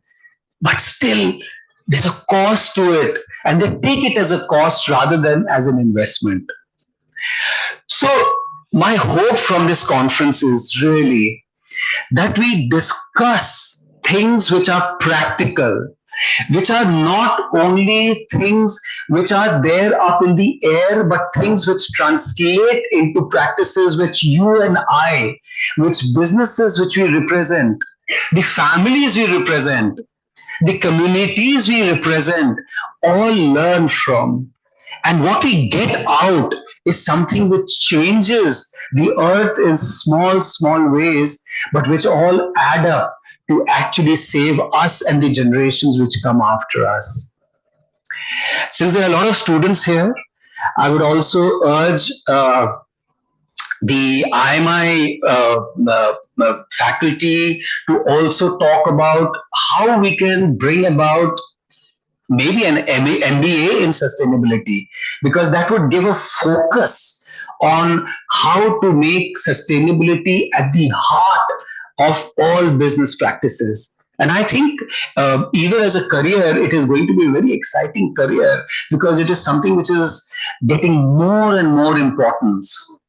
And the second thing, I would urge all students here to learn how to pick up those practices, good practices, which we can actually disseminate amongst ourselves, which will help us to become sustainable people by themselves.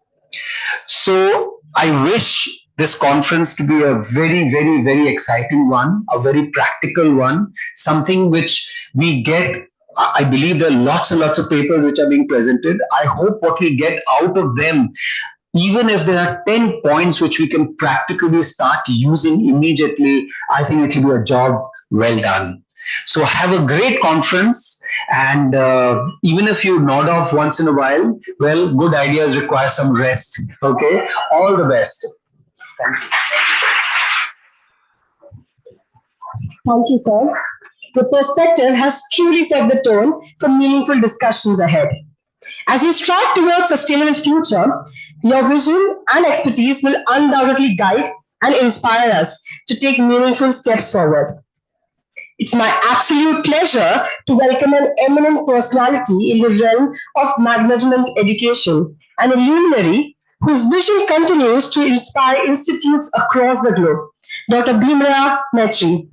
May I now request Professor Mahua Banerjee, our director and the ICSBP patron, to kindly introduce Dr. Maitri, which will be followed by Dr. Maitri's address as the chief guest.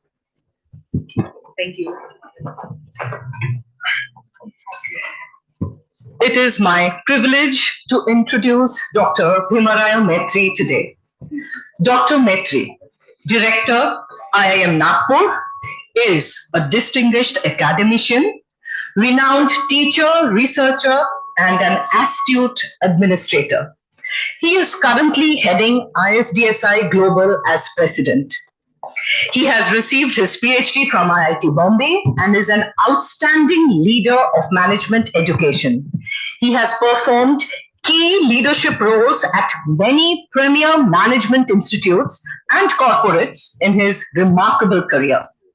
Dr. Maitri is the former director of IIM Tiruchirappalli. Under his dynamic leadership, IIM Trichy had catapulted among the league of top business schools in India. He has also contributed immensely as Dean at L&T Institute of Project Management, Vadodara, IMI New Delhi, MDI Gurgaon, and leading research programs at BITS Pilani. A renowned expert in the area of project management and infrastructure, quality management and supply chain management, he has numerous research papers and books to his credit, apart from being on the editorial advisory boards of several national and international journals. Currently, Dr. Maitri is a member of the Indian National Commission for Cooperation with UNESCO. He is also serving on the panel of experts for mentoring the Institutes of Eminence and is the chairman of All India Board of Management Studies, AICTE, Management and Systems Division Council, MSDC, Human Resources Management and Innovation Sectional Committee of Bureau of Indian Standards, BIS, New Delhi, and IMA Board of Studies, New Delhi.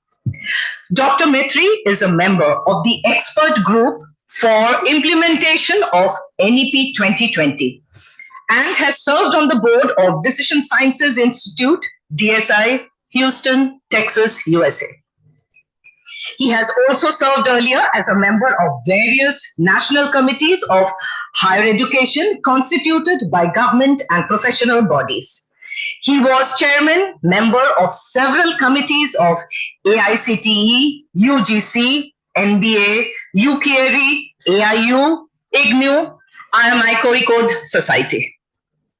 Dr. Maitri was the first Indian elected as the Vice President, Asia Pacific Division, Decision Sciences Institute, DSI. He has taught at ESSEC Business School, Paris, for Mauritian business leaders. He has trained more than 100 vice chancellors of central, state, and deemed universities in the country. He has trained more than 1,000 directors, deans, principals, and HODs of leading engineering institutes, including NITs under World Bank assisted project of MHRD, to improve the quality of technical education in the country. He is profoundly involved with executive education at senior and top management levels, including international training with more than 50 leading organizations, including MNCs, government, public, private sector, and foreign government bodies. Dr. Maitri has provided consultancy to various premier organizations such as NTPC, Army Ordnance Corps, Delhi Transport Corporation, Railway Land Development Authority, etc. Globally exposed and widely traveled across 4 continents and 29 countries, visiting these schools and universities for executive education and internationalization initiatives. Dr. Maitri has led successful national and international accreditation and re-accreditation programs. For such illustrious contributions to society, he has been bestowed with several prestigious awards and recognitions. Dr. Maitri is the only serving IIM director to receive the country's prestigious IMA Keval Noria Award for Academic Leadership in Management Education, Distinguished Services Award by Asia Pacific Decision Sciences Institute, Top Director Award by CSR, Prerna Purushkar Distinguished Alumnus Award, and Top Rankers Excellence Award for Outstanding Academic Leadership by Top Rankers Management Club, New Delhi. Let us have a big round of applause for Dr. Maitri. We are eagerly waiting to hear from you.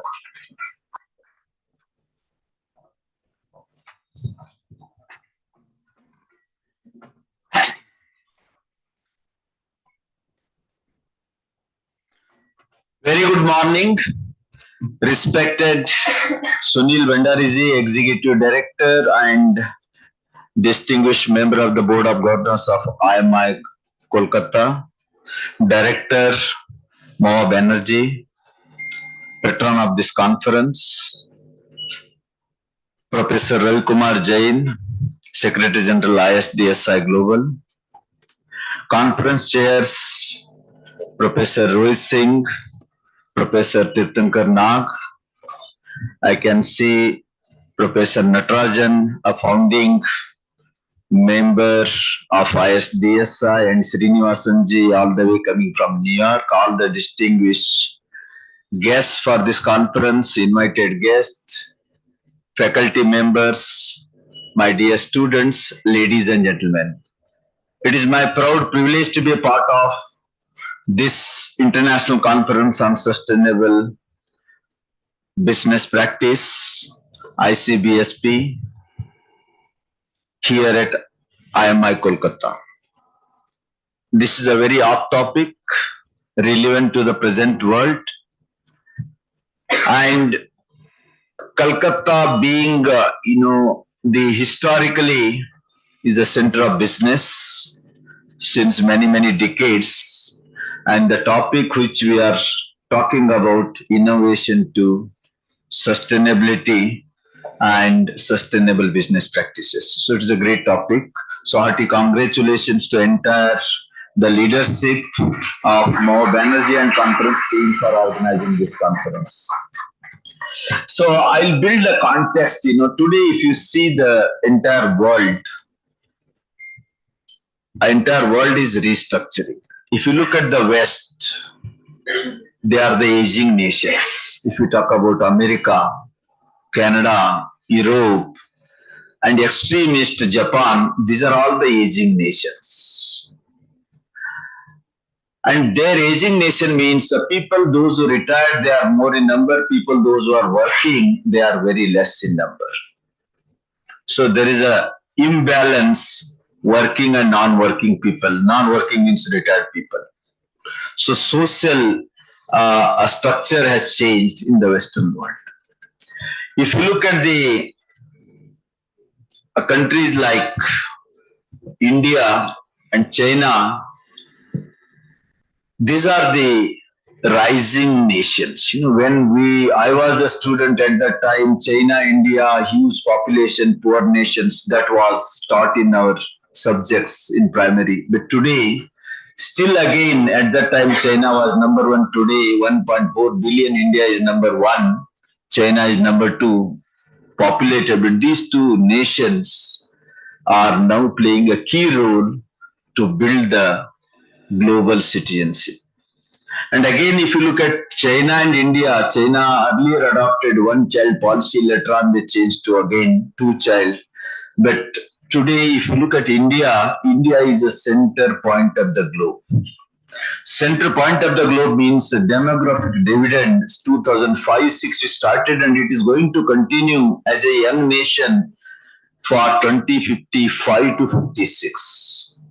And 2041 is going to be the center point of the demographic dividend. And in the entire period, we started 2005-6 to till 2055 and 56, India is going to rise. If you see the history of India, 1947,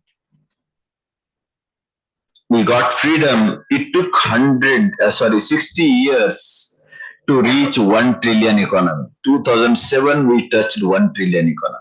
But 2007 to 14, 7 years were good enough to become a true trillion economy.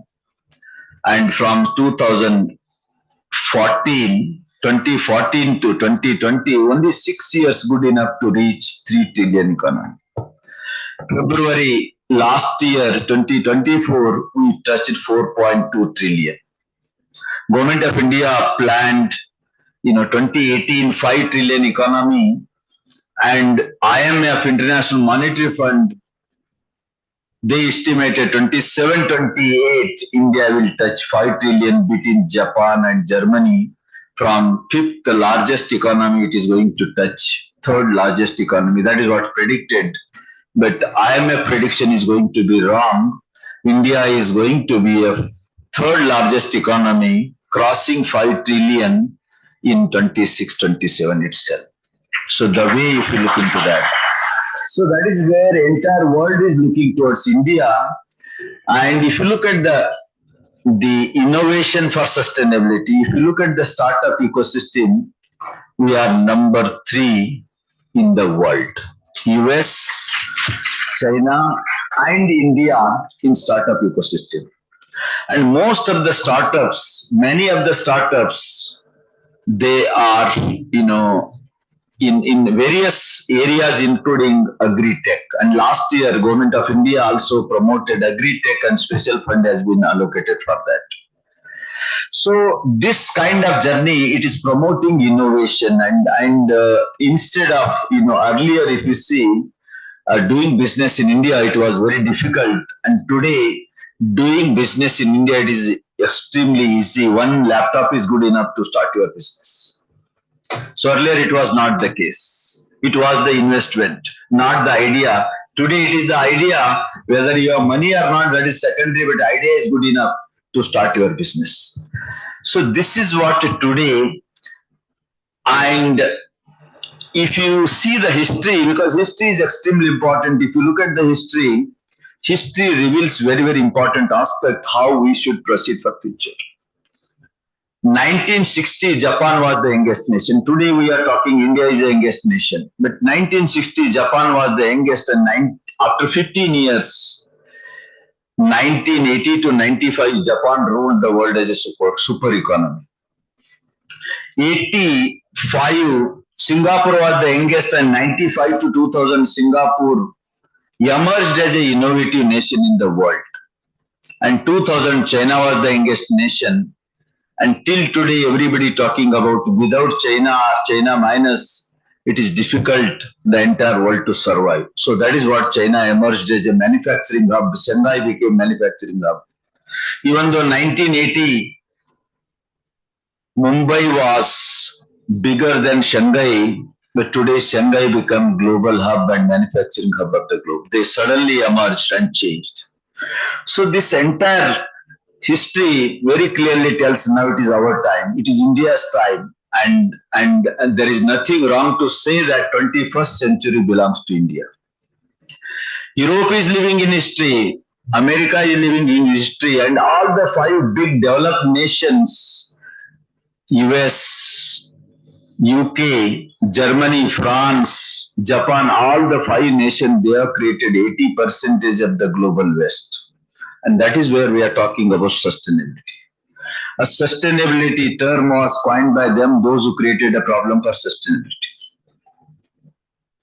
And if you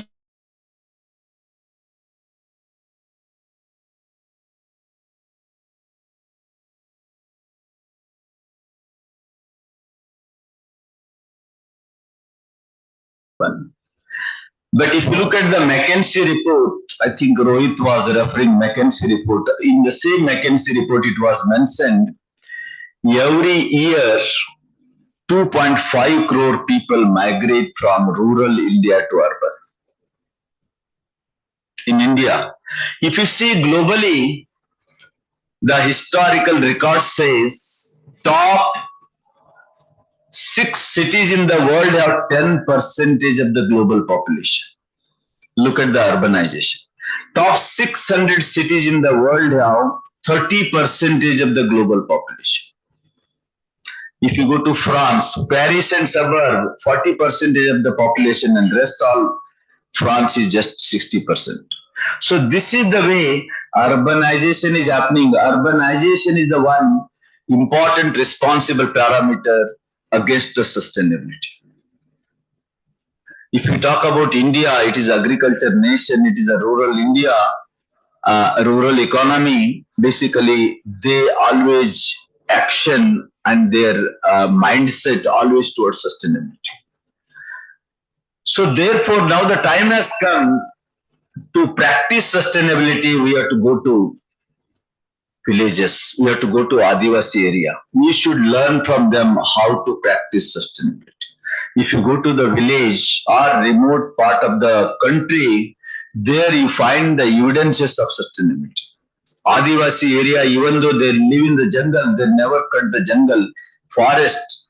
Even though they use the trees and plants, but they cut systematically. Once they cut the plant in that area, after 4 years, they never go back till it grows. And how to sustainable model one has to practice. Probably many times we give the framework and model, but actually they practice without having any framework and model.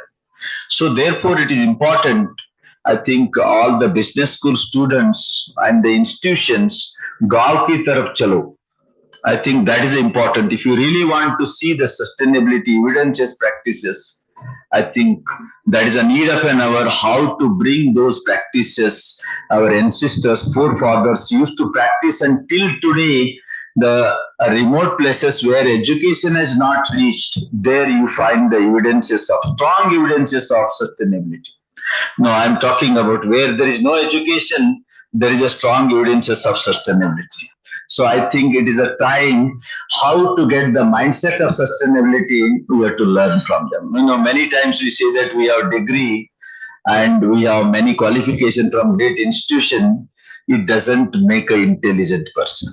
We may be having a degree, but best intelligence also there where there is no education. I think particularly with reference to sustainability, I think we have to look into that. So today, if you see Mother Earth planet, according to one report, 1.75 times of the natural resources have been consumed already. So it speaks about Mother Earth is in endangered condition. Health is extremely bad. That is where, even though in this January, there is no cold, where used to be very severe cold. So climate change, people talk about every 10, 12 year 1 degree temperature is raising. So these are all the alarming issues. And that I talked about solid waste and ozone crack because of those 5 developed nations.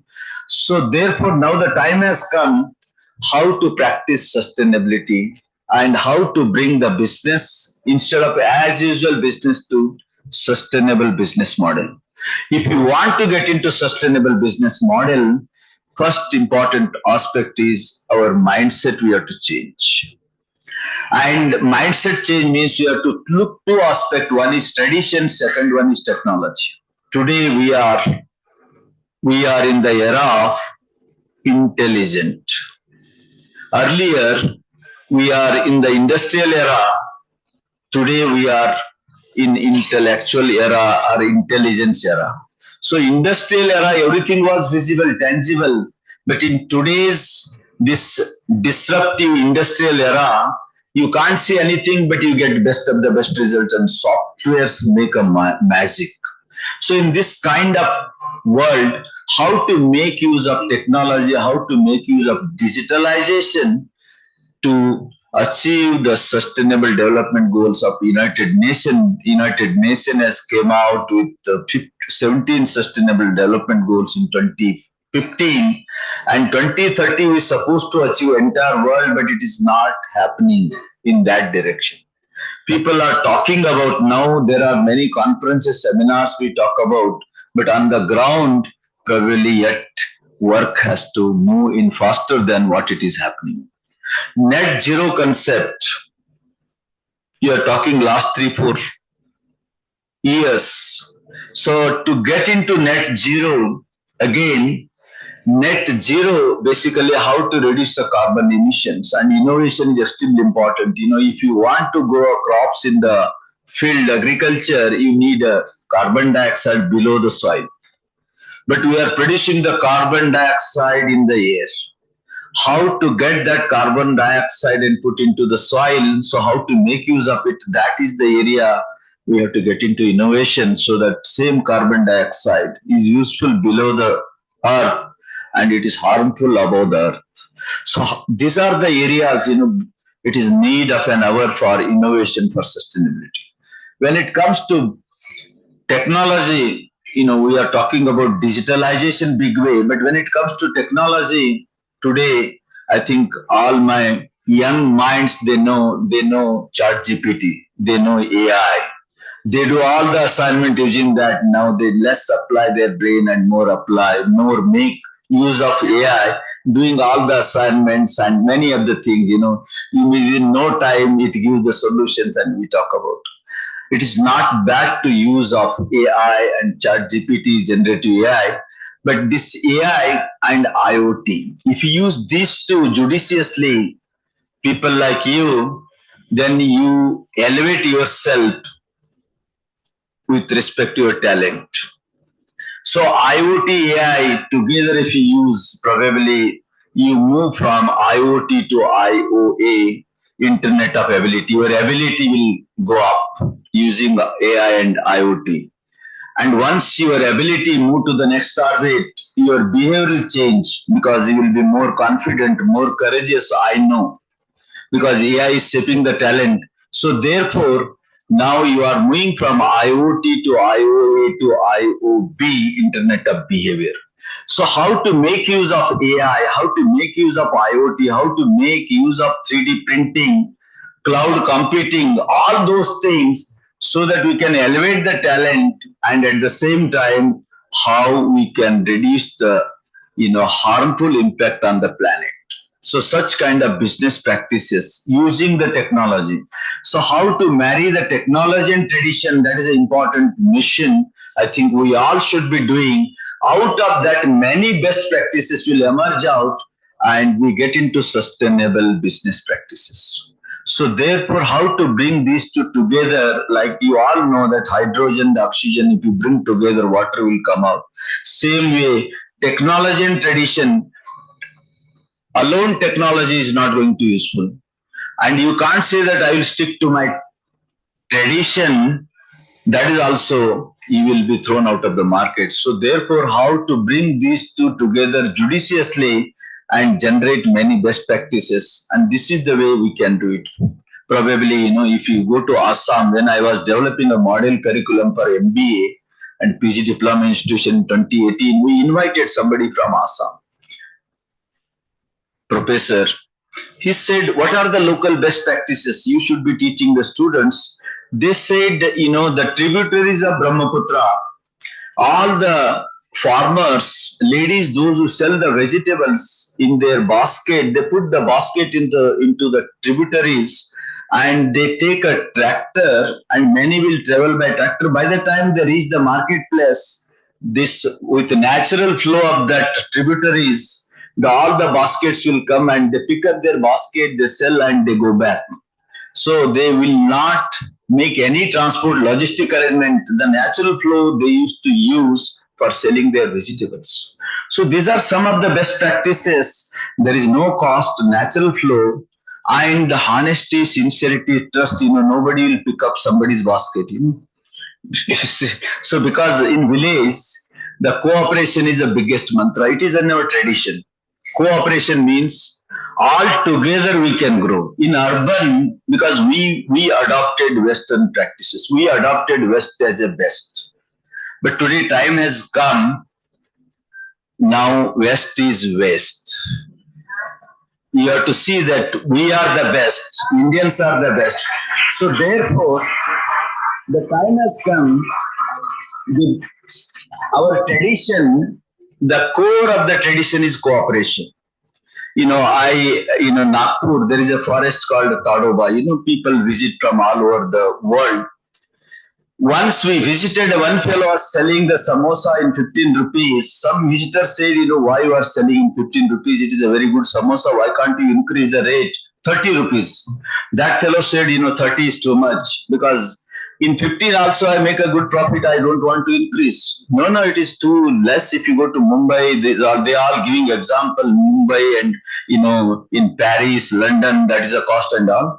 He said, I can increase. If you are insisting too much, I can increase 15 to 20. He accepted the suggestion of those people, those who are eating samosa and enjoying. Again, they said, why can't you start tea also? Because there was a neighboring tea stall. They have to go for the tea to somebody else. So when these people suggested you can also make a tea, and also you can have, 10, 15 rupees per cup of tea, That fellow says, I will not accept this suggestion. My neighbor who is making a good tea, and we are there for last 20-25 years here, and after samosa we can go and have a best tea, and this kind of suggestion I will not accept. We are living together, we are coexisting, and we believe in cooperation, we don't believe in competition. Introducing tea here, I will not make his bread and butter question mark. So this is what in village, even one kirana shop is there in a small village of 1,000 population. You know, I'm coming from a small village, 2,000 population. So one kirana shop is there, nobody will dare to keep another kirana shop because this fellow will get affected.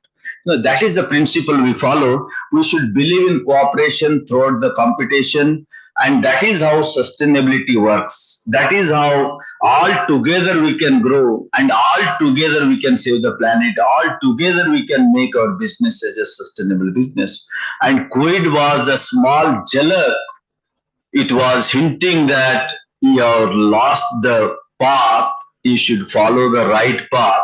And COVID was message for everybody. You have to get into sustainability. No one can beat COVID. No one city, no one state, no one country.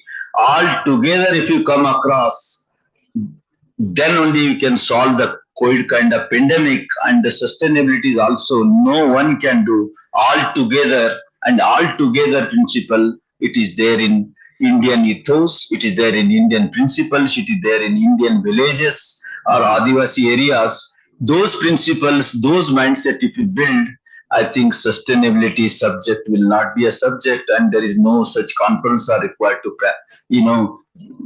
create awareness, but these practices are required. So I'm sure this 3 days conference on great topic here at IMI Kolkata, I used to come IMI Kolkata when I was in IMI Delhi, so great institution under the leadership of Professor Mawa Banerjee and visionary like Sunilji.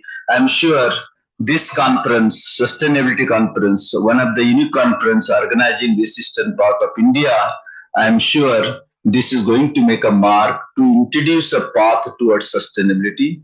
I wish a grand success of this 3 days conference starting from today up to 5th, a very grand and successful conference. Thank you very much for inviting me. Thank you, Dr. Matri, for your enlightening and inspiring address. The profound insights and actionable perspectives have truly deepened our understanding of this critical subject. We are deeply grateful for your time and wisdom today. Now, as hosts, we are often blessed with special moments, but privileges like these do not come every day. And I must say, not everyone is fortunate enough to welcome not just one, but two stalwarts in academia today. It is with immense pride and gratitude that I now have the honor of welcoming another luminary, Dr. Ravi Kumar Jain. May I request Professor Mawa Banerjee, a director and ICSBP patron, to kindly introduce Dr. Jain, which will be followed by Dr. Jain's keynote speech.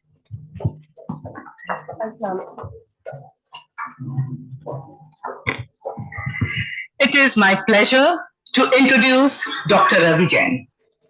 Dr. Ravi Kumar Jain, Director, Sparsh Global Business School and Secretary General, ISDSI Global, is also a startup evangelist and mentor at T-Hub, Hyderabad, playing a proactive role in building India's startup ecosystem. A distinguished academician, Dr. Jain serves on several expert committees for the Government of India, such as the Bureau of Indian Standards and Ministry of Consumer Affairs, Food and Public Distribution. He is in the Working Group for Sustainable Finance and is also a member of the Subcommittee of SWAYAM for Curriculum Mapping by UGC and AICTE, Ministry of Education, Government of India. Dr. Jain is a member of the Board of Studies, All India Management Association, IMA. He also serves on management committees and boards of industry academia associations such as DSI USA, Asia Pacific Division DSI, Federation of Telangana Chambers of Commerce and Industry, FTCCI, AIMS, Telangana, ASSOCHAM, to name a few. Prior to his appointment as founding director of SGBS, Dr. Jain served as founding director of Symbiosis Institute of Business Management at Hyderabad, and also the founding director and associate dean at Symbiosis Center for Research and Innovation at Symbiosis International University, Pune. He has been conferred with several awards, including 8th Dr. Suresh Ghai Memorial Award for Outstanding Business School Director by Higher Education Forum, Academician Excellence Award 2021 by Hospital Management Asia, Distinguished Services 2019 by Asia Pacific DSI, Best Director of B School 2018 by ISDSI. It still goes on. Shiksha Ratna Award 2013 by Indo-US Friendship Society and several others. Dr. Jain has a PhD and is a postgraduate in business management with specializations in market microstructures, strategy, corporate finance, and information and communication technology. Let us have a big round of applause for Dr. Jain. Over to you.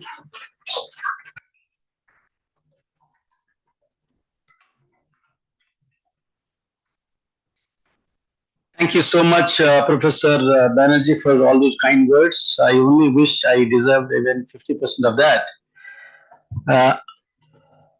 And I'm sure you have picked it up from web. So, too many things.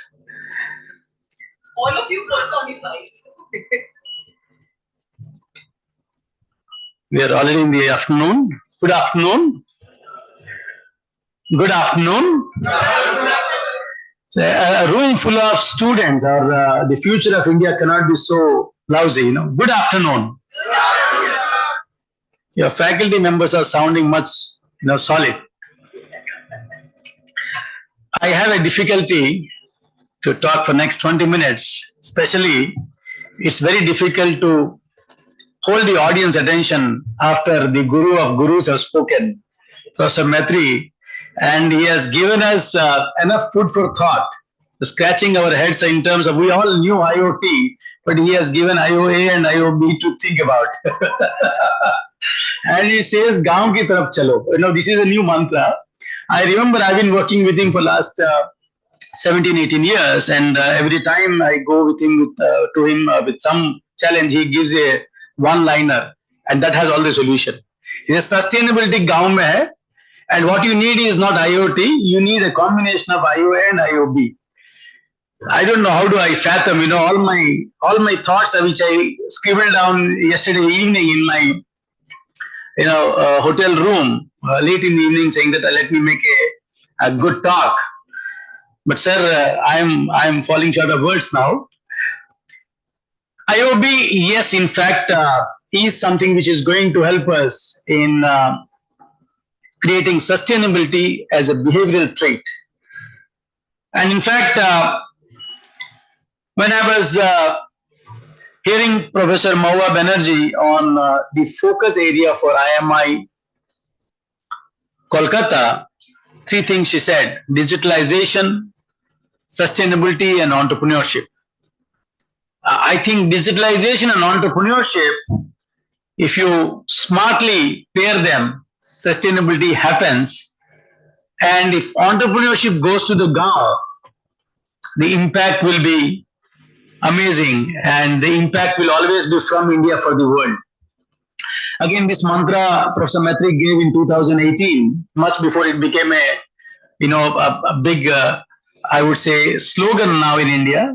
He is the one who started, now is the time for India. It must be everything from India for the world. And that's how we decoupled from DSI, USA, and said, let's say the headquarters would be in India. Thank you, sir, for that bold, I would say 2019, 18, 19, we were still not able to think that way, but he gave that nara. And now I think today's slogan is Gaon ki taraf chalo. So I think, ISDSI ko bhi gaon ki taraf le jana hai. And one interesting thing, like I'll try to just build upon what Professor Maitri just suggested, is about if you want to achieve sustainability. Sustainability is basically a behavioral aspect, and we have been experiencing that. We are born with that in India, because traditionally we are rooted in that. Now, reduce, reuse has been our lifestyle. From a toothbrush at home, it goes through several cycles, and lastly it ends from your mouth cleaning your teeth to putting a nada in your pajama, right? So it goes through several avatars, and serving a lot of our day-to-day activities. Before I make a couple of points that I thought I'll make, let me draw your attention to there are 3 interesting books written in the last 50 years. The first one was a wake-up call, 1972, a bunch of researchers at MIT. They talked about the limit to growth, and they articulated on 5 parameters they have taken, including population growth and production output and so on and so forth. They said there is a limit to the growth, and unless we realize that, we are going to damage Mother Earth. This is 1972. 52 years ago. Industrial world celebrated that. They rewarded and awarded those authors, but nobody adopted that. And 50 years later, we are still talking about sustainability. Now, survival crisis we are staring at. Another interesting book came in 2014. It's called Collision Course, and it was a warning signal. 72 was a wake-up call, Jago. 2014, Collision Course by Karen Hicks. He says, endless growth on a finite planet is impossible. Amazing book. I encourage all of you to read that book or have it on your desk, because you're going to be future decision makers, businesses, and technology. Where to channelize your technology and investments, it is required. And Collision Course is a beautiful book. It's a huge, I would say, warning signal. And it says you cannot have the so-called exponential growth in a finite world. And the last and final book that I want your attention to draw your attention is by a very young researcher from Japan, Koi Saito. And he says, slow down. The book says, slow down, and how degrowth communism is required. He says, the degrowth manifesto. Slow down, the degrowth manifesto is the title, by Koi Saito. And this guy clearly puts it. We are already chasing, we are staring at a survival crisis, and unless we slow down, and unless we make degrowth as the agenda for the next couple of decades, we are going to kill ourselves. And what Professor Maitri also highlighted, the world, the Mother Earth is tired. We have already spoiled. We have exploited her big time in the name of consumerism and exponential growth. And we need the growth every year, not just 10%, 12%, but we wanted 20%, 30%. Stock market has spoiled all of us, especially in the last 5 years. Year on year, 30% growth. And now even stock market punters say, slow down, expect less. Don't expect this kind of, magical numbers going forward. So champions, all 3 books, one as a warning signal, a wake-up call, second, a warning signal, third is a call for action to slow down. Now, can we do that? Slowing down in terms of our behavioral aspects. That's the idea. Slowing down not in terms of economic growth. So it's behavioral reformation as articulated by Professor Maitri as IOB. Let me just add a few words to that. It says we have to work on behavioral reformation or behavioral, so to say, invoke our tradition, especially if anybody can contribute big time to sustainability for the world at a global level, it is only India and Indians. Because perhaps this is the only I would say, civilization which has sustainability rooted in the very culture. And IOB is where we can start and we can percolate that across the world. We have to move from the Western aspect of consumerism to responsible consumption. We have to move from repair and restore to preserve and prepare. We have to move from crony capitalism or unbridled exploitation to compassionate capitalism. And now these days we are talking about, especially with the advent of AI and all, we are talking about surveillance capitalism. Watch out what you are inventing. It may gobble you up. You may end up becoming prisoners of digital cage. So be watchful. So surveillance capitalism is a new mantra, a new funda coming up in the in the parlance of management and business. And we must move from conservation to preservation. Perhaps these are few behavioral aspects or reforms that we need to aim to ensure that we bring tradition to the fore and through that promote sustainability in our lifestyle. Sustainability doesn't percolate from top to bottom, it actually moves from bottom to top. It should start at individual level to be promoted by institutional level and to be fed at policy level. And it cannot go other way around because policies have been there for a long time. As I said, international authors and 50 years ago they wrote about it, they got awarded, some policies were made, but it never happened.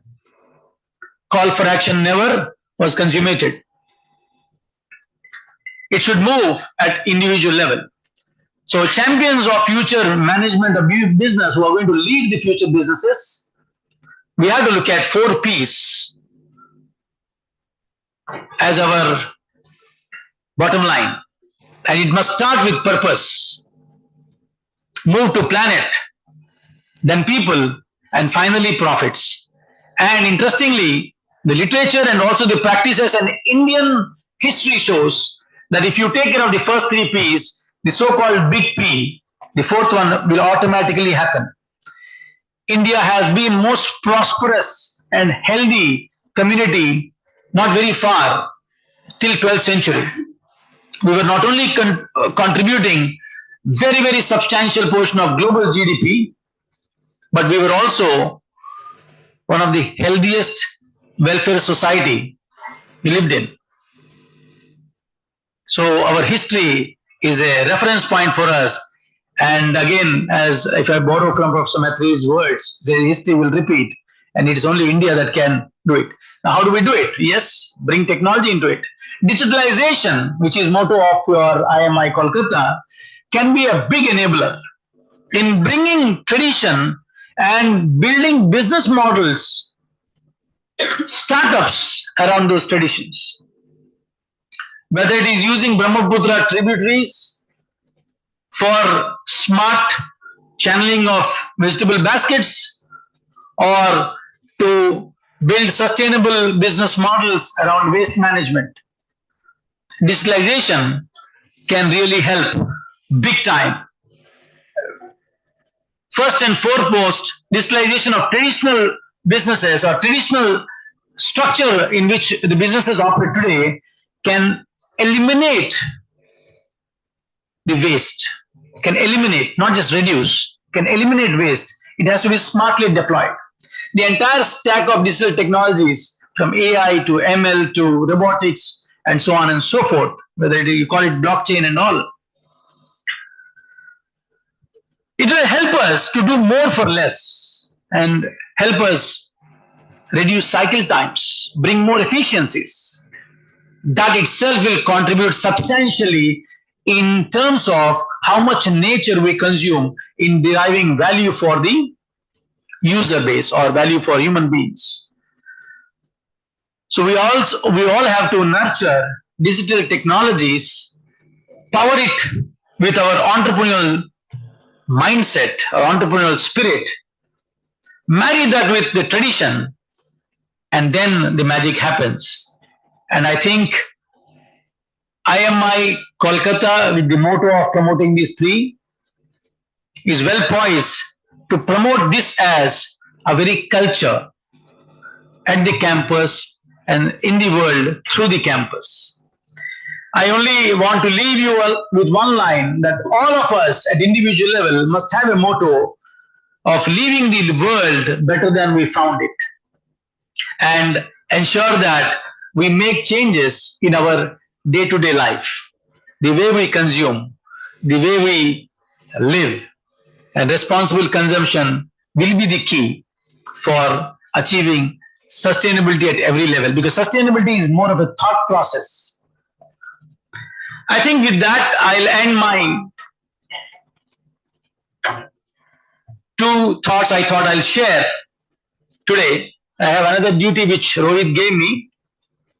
So let me go to that part on the ISDSI. Now, before that, I'm reminded of a small incident that happened in Haryana when I went to deliver a keynote.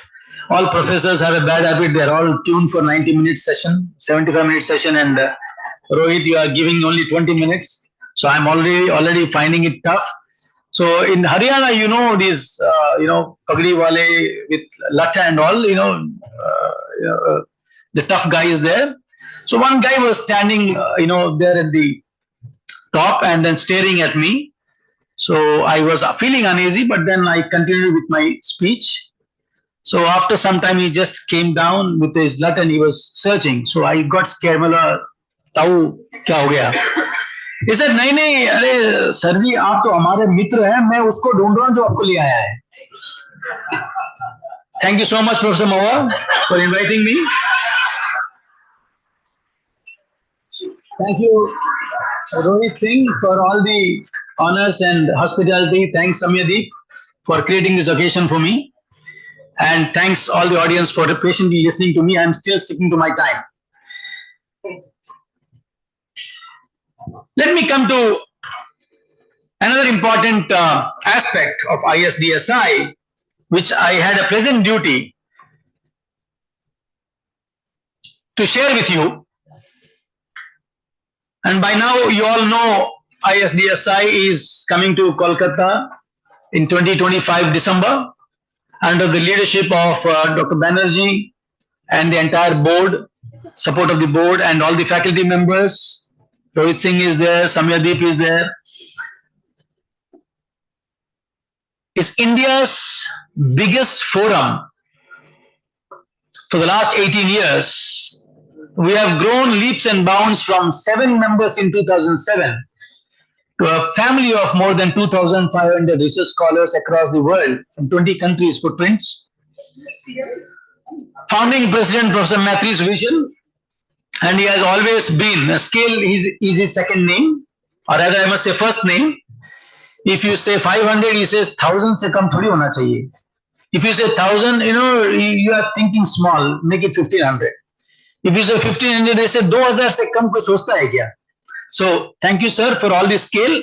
We are more than 2,000, 2,500 now, and with global footprints. And again, we started with a very simple thought process, rather, I would say a mission. We have been chasing as research scholars, young faculty career, in the early 2000s, going to US, making a presentation at AOM, or, presenting a paper at DSI was a, sense of immense pride and so on. And we would have that photograph, in the gallery at home and in office and all. When I was in US, every time you introduce yourself that way. मैं जब गया था Seattle and all that. So he said, you forget about Seattle and all, let us talk about India. The two simple mottos that we want to, or two simple things that we want to live by or should be known for is celebrating Indian scholars and scholarship. We are no less. It's only that we were not aware of we were like Hanumans. We were not aware of our own strength. And maybe, there was, I don't know if I can take the liberty of using the words of, the Western mafia, especially in the publication world. I'm sure my faculty colleagues will appreciate what I'm saying. we always had a second-hand treatment. So unless there is some, foreign sounding name, your publication will not be even taken next to the desk level. I mean, it will be desk rejected. Said we should celebrate the Indian scholars and Indian scholarship. That's the first mission that we had. Second is to service the academic fraternity by providing a democratic platform which is global in scope and impact. So, not from India, for India, by India. It is from India for the world. And I think we are fairly there in achieving that. But as you know, they say the dil mange more. Journey of ISDSI, last 18 years, we started with IMT in 2007. We went to IIT Mumbai, we went to MDI Gurgaon, we went to IMI New Delhi, we went to IIM Nagpur, IIM Ranchi, Raipur, Tirchi, SP Jain. The list is very big. Almost all top business schools have hosted ISDSI and contributed in building ISDSI and contributing in what it is today. It is India's platform, your platform, our platform. And we want to proudly showcase that and take it to the world. Let people across the world throng the way we used to do to go to AOM or DSI. Sir, दुनिया को India आने दीजिए. This is reflection of our scholarship. Today I see prolific researchers, the so-called A-star, FT50, A and all. We were not in the race and then they were celebrating. We are in the race today. So they are scrambling for space now. They say, kahan bhage, har jagah jao, Indians hi dikh rahe hain. Now you have hundreds of FT50 papers coming out of India every year. The CAT A and CAT A star, forget about hundreds. We are talking about per capita 15-20 papers. The good researchers, I have Rohit here, sitting here. He says, sir, mera pipeline 25 papers ka hai, agla 3 saal mein sab A star wale. You have more such Rohits and Samyodeeps throughout India. So ISDSI has a great signal, and this is the platform we want to showcase the Indian scholars there.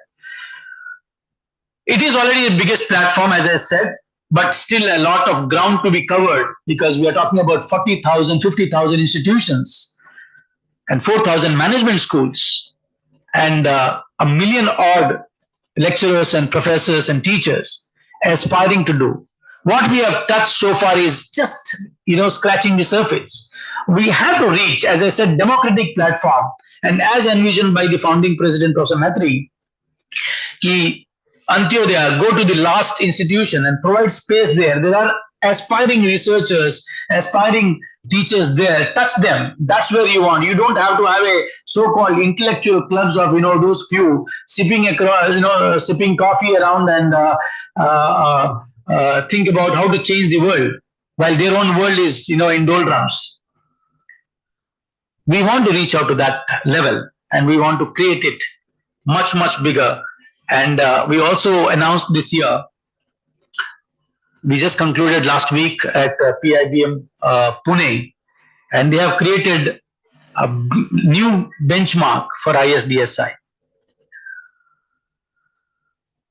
It's time for us, we are already 18, 18 saal ke ho gaye hain, so we are stepping, almost into young adulthood from a teenager. And young adulthood means a lot of energy, agility. So we have to be agile, bigger in scale and deeper in impact. The idea is we should be a responsible platform for reverberating impact. Baton is handed over to Team IMI, and I'm sure, I can go on and on whenever there is some occasion to talk about ISDSI. It's very difficult to stop myself, but I'm watching the clock now.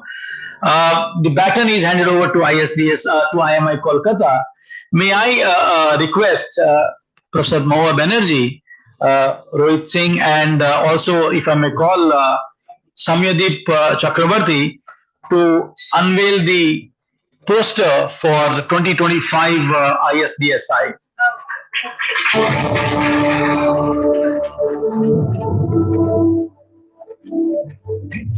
Professor Mehri, if I may request you to unveil.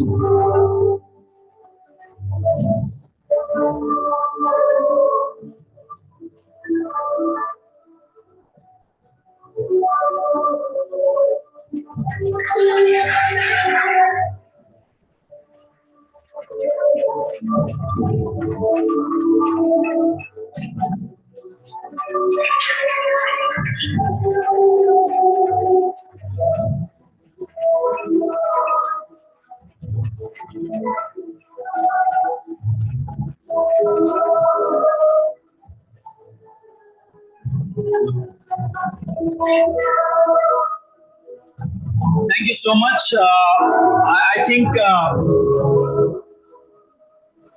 this will. IMI Kolkata has promised that they will break the records. So the record so far is IIM Nagpur at 1450 submissions, and so the target given or the target taken by IMI is 2000. And the footprint should be more than 20 countries. And I think with the leadership of Professor Banerjee and the energy that I've seen across the faculty colleagues, especially Rohit and Samyadeep and other friends here, is really, really, amazing. And I'm sure we are going to achieve that. The entire team of ISDSI is with you. And I am always there at one WhatsApp tick to make this happen. And more importantly, this can happen very well with great impact only with the involvement of all you guys, the students of IMI. Every campus we did ISDSI conference, the leaders or the guys who made all the change were actually the students. So a great responsibility on you. And I think with that, I must rest my comments. I have exceeded my time by 3 minutes. Thank you so much. And yeah, so I think we have, may I request Professor Mahua Banerjee to say a few words on ISDSI part.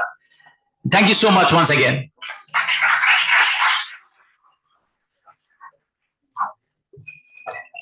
This Sunday, 29th December, was a day that will go down, not only down my memory lane, but also along with that of all my colleagues in IMI Kolkata and IMI Kolkata. Because we took the baton. We brought ISDSI Global to IMI Kolkata, to the east. And, when you're holding the baton that day, you realize with great honor comes great responsibility. And this is something that I had mentioned in PIBM. And we look forward to it. My team and I, we are duly committed and we resolve solemnly to ensure the targets that we have set upon ourselves, we achieve it. And of course, we will bank upon your experience and your learnings to take it forward. And my governing body always will keep coming back to you for any support that we need at any point of time. And you, dear students, our pillars, we do this path together, we do this walk together. So end of the day, it is finally all about IMI Kolkata, Institute before self. And that's the way we travel, that's the way we will make it happen as a team. Thank you. Thank you, ma'am. A huge congratulations to IMI Kolkata for hosting the prestigious ISDSI Global Conference this December. This event promises to bring together distinguished academics, thought leaders, and practitioners from across the globe, fostering meaningful dialogues and cutting-edge research. Let's take a moment to express our heartfelt gratitude to Dr. Jain for his inspiring and thought-provoking address. We're privileged to have you here today with us. We look forward to welcoming many of you there as we continue our journey towards excellence and learning together. Let me now take this opportunity to introduce to you Professor Tirthankar Nag, Conference Chair, ICSBP. Professor Tirthankar Nag is a fellow of IIM Ahmedabad and currently holds the position of Professor and Dean, Research and International Relations at IMI Kolkata. He is the editor of the Journal of Operations and Strategic Planning, published by Sage Publications. Apart from IMI Kolkata, he has taught at other IIMs and universities in Finland and China. He has authored books, book chapters, peer-reviewed papers in international journals and several papers in collaboration with Stanford University. He has received several awards and recognitions for his academic work at the national level and holds a certificate from the World Bank Institute. He is also a TEDx licensee, a certified innovation ambassador from the Ministry of Education, Government of India, and a mentor of change for Atal Tinkering Labs, launched by Atal Innovation Mission of Niti Aayog. Professor Tirthankar Nag has advised the top management of various organizations on behalf of some Big Four firms and investment banking organizations. On behalf of IMI Kolkata, he has delivered research and consulting engagements for several ministries of the Government of India, including the Ministry of Environment, Forest and Climate Change, and international organizations including UN organizations, ADB, and USAID. He is a consultant on net zero related projects to the principal scientific advisor to the Government of India and joint funding from the Nuclear Power Corporation of India. He is also currently a consultant for net zero project for the Department of Economic Affairs and the Inter-Ministerial Group, Government of India, funded by the Asian Development Bank. Sir, may I now request you to give the vote of thanks.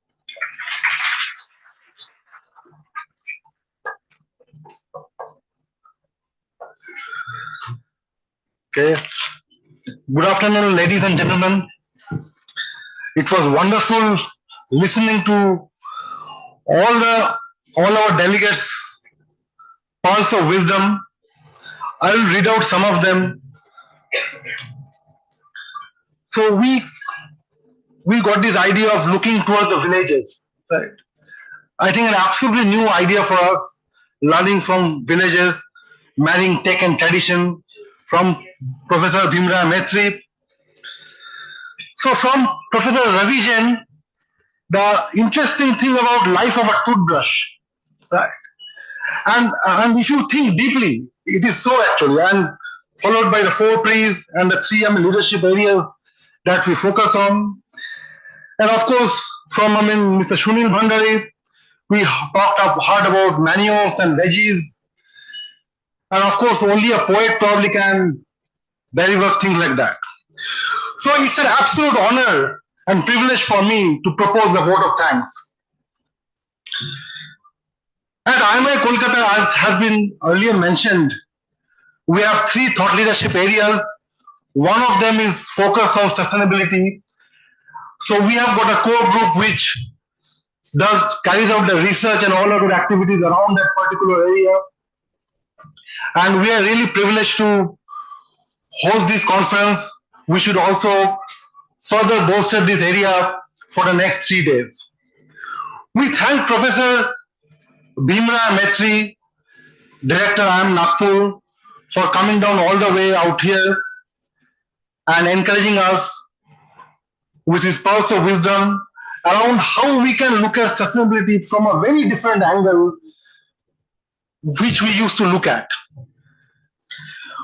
We thank Professor Ravi Jain for his excellent disposition of how we can bring in tech to focus on sustainability and how our own 3 areas of thought leadership can really carry forward this sustainability initiative. We thank Mr. Sunil Bhandari for setting the tone for the conference and saying things in such an easy manner that you would think, oh, why didn't you think of it actually? We would like to thank Professor Mahua Banerjee for always encouraging us to carry out this kind of activities and for creating such kind of open platforms. We would like to thank Professor Rohit Singh for his welcome note, which was prepared with a lot of interesting data. As this vote of thanks comes towards an end, we would like to suggest that let the discussions which we are looking to for the next 3 days, let it not be limited to these conference halls and the classrooms. So let us try to practice them in our domains and implement them so that this becomes a reality for us. Right. Thank you very much. It was wonderful having you.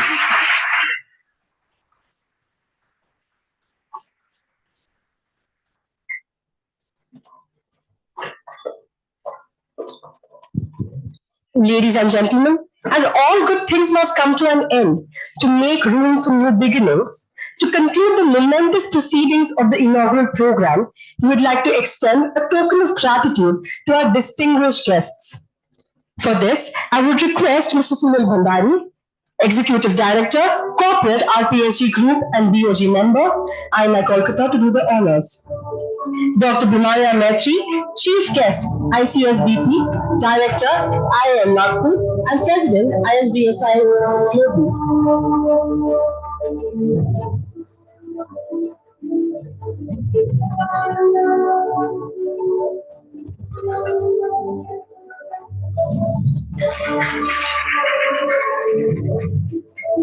Dr. Ravi Kumar Jain, Keynote Speaker, ICSBP, Director, Sparsh Global Business School, and Secretary General, ISDSI Global.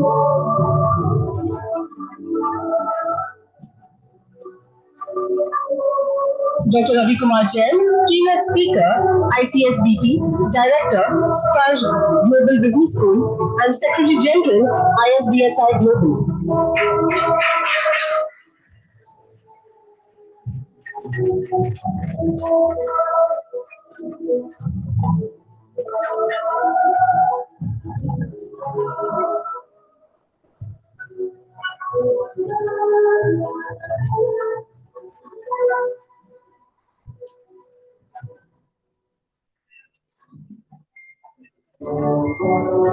Ladies and gentlemen, please rise for the national anthem.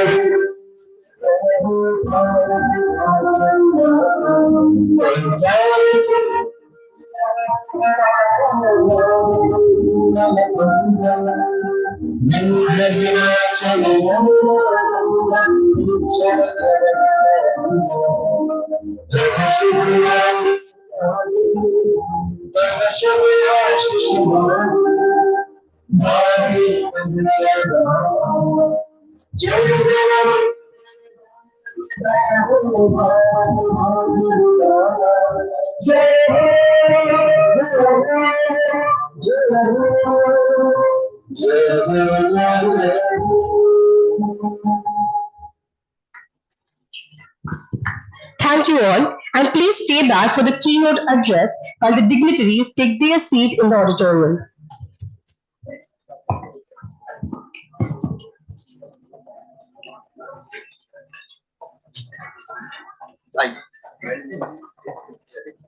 बहुत अच्छे के बच्चे. Thank you, sir. Thank you so much, sir. Very well done. Thank you, sir. Thank you so much. Thank you so much.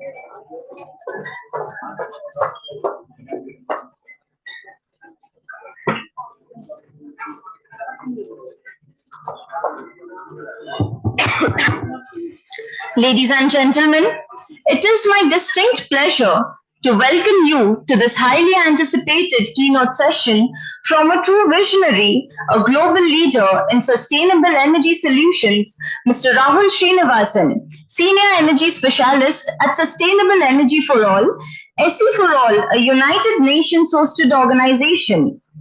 Before I introduce him, may I request Dr. Shweta Sinha to welcome Mr. Srinivasan with a sapling as a token of respect and commitment to sustainability.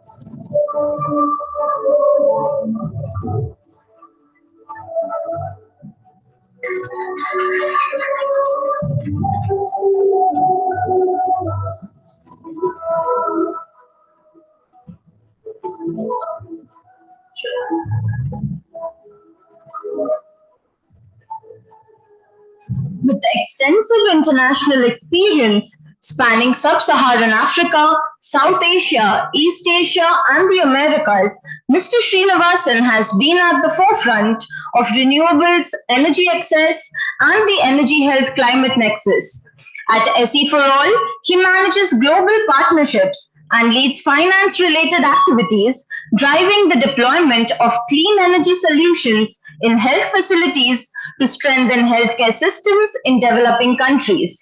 Previously, at the World Bank, he co-managed Energy Sector Management Assistance Program, ESMAP's Global Efficient Clean Cooling Program, focusing on sustainable cold chains critical for health and agriculture sectors.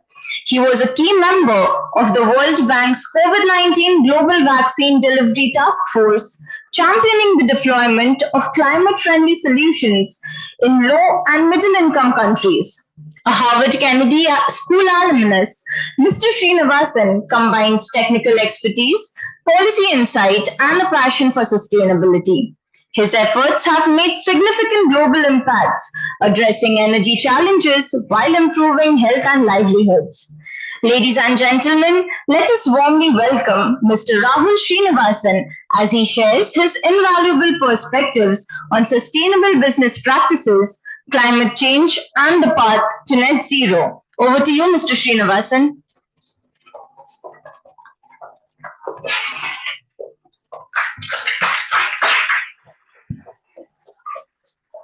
Good afternoon, everyone, and wishing you a very happy 2025. Thank you. Well, firstly, I would really like to thank the IMI organizing team for inviting me to this very august gathering. It really is a pleasure to be here, and it's a big task to be on the same stage as all the bright, distinguished thought leaders that have just spoken. Such tremendous insights. I definitely learned a lot in that 1 hour. It is my first trip to the city of joy, and hopefully this leads to many such trips to this very beautiful city. And lastly, I think it's always nice and inspiring to be talking in front of bright and ambitious students who are the future of our country and the world. I think it's always really nice to have this sort of an audience. So I really hope this is a platform for you to learn from all of us, to exchange these thoughts and ask questions.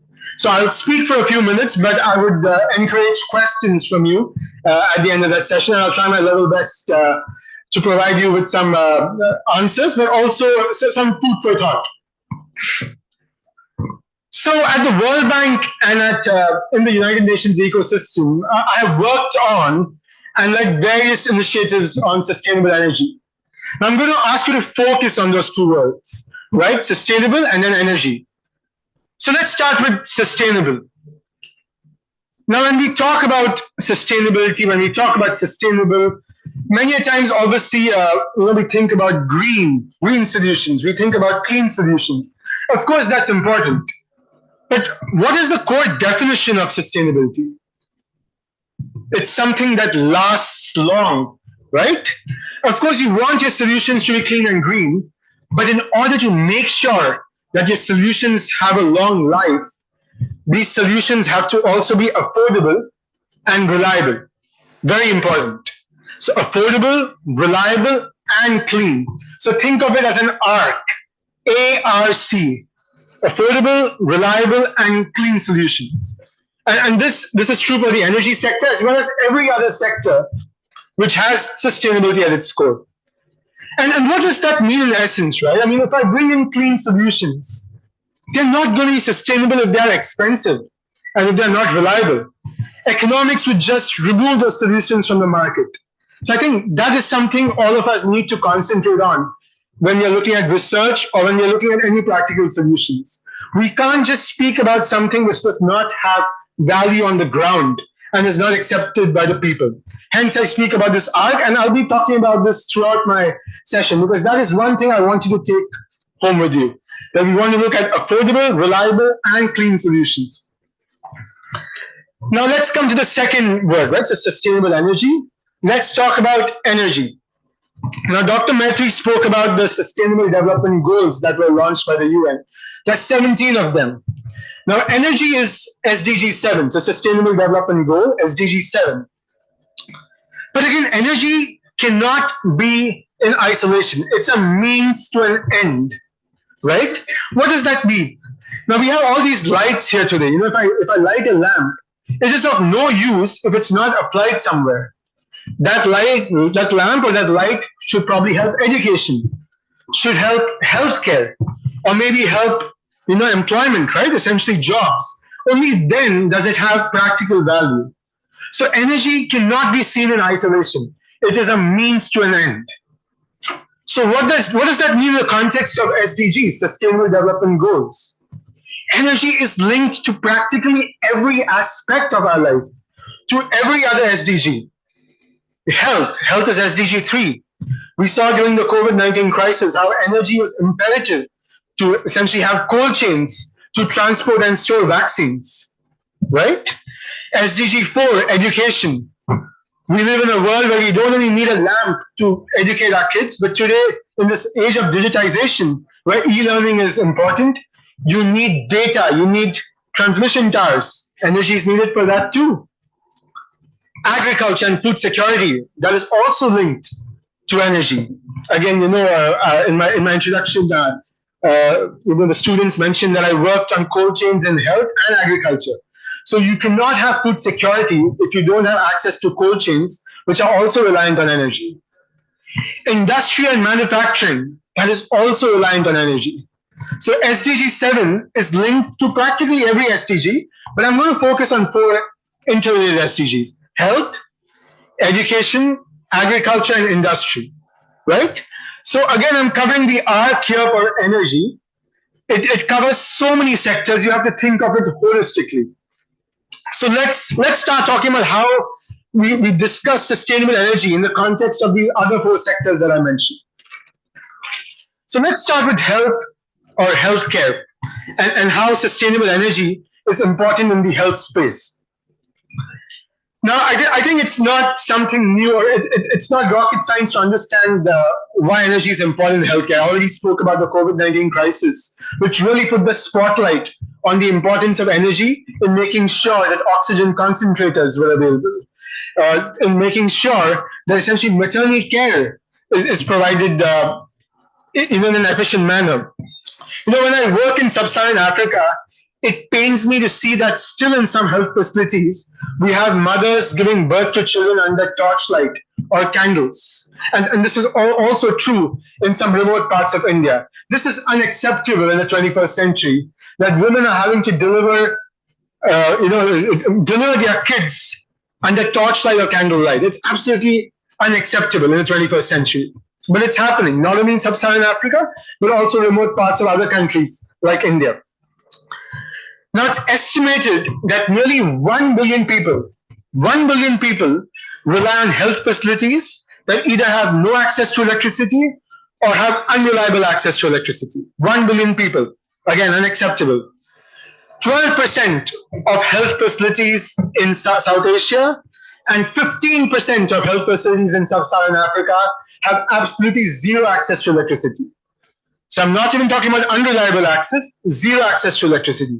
15% health facilities in sub-Saharan Africa and 12% in South Asia. And even in the health facilities that have electricity, many of them depend on diesel. It's not only a polluting fuel that we know, but it's also expensive. Remember that diesel prices, oil prices spike up when you have wars and when you have disrupted supply chains. It also affects our energy security because we are dependent on other countries for diesel. India is not a country that essentially produces all its fossil fuel, far from it. So this is also compromising your energy security, right? So there's one aspect of energy access and another aspect where there is energy access, we're dependent on fossil fuels that are not only polluting the environment, are expensive to maintain and compromise energy security.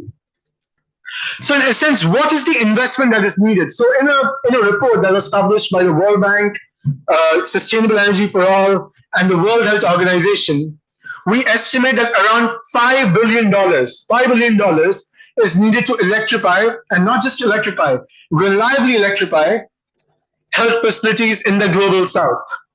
And obviously, when I use the word global south, this includes a lot of countries in sub-Saharan Africa and South Asia, including India. Now, to bring this matter home, out of this $5 billion that is needed to electrify health facilities, approximately $1 billion is needed in India. In our home country. $1 billion to reliably electrify health facilities so that people can be cured, people can live with dignity, mothers can give birth to children in again, dignified conditions.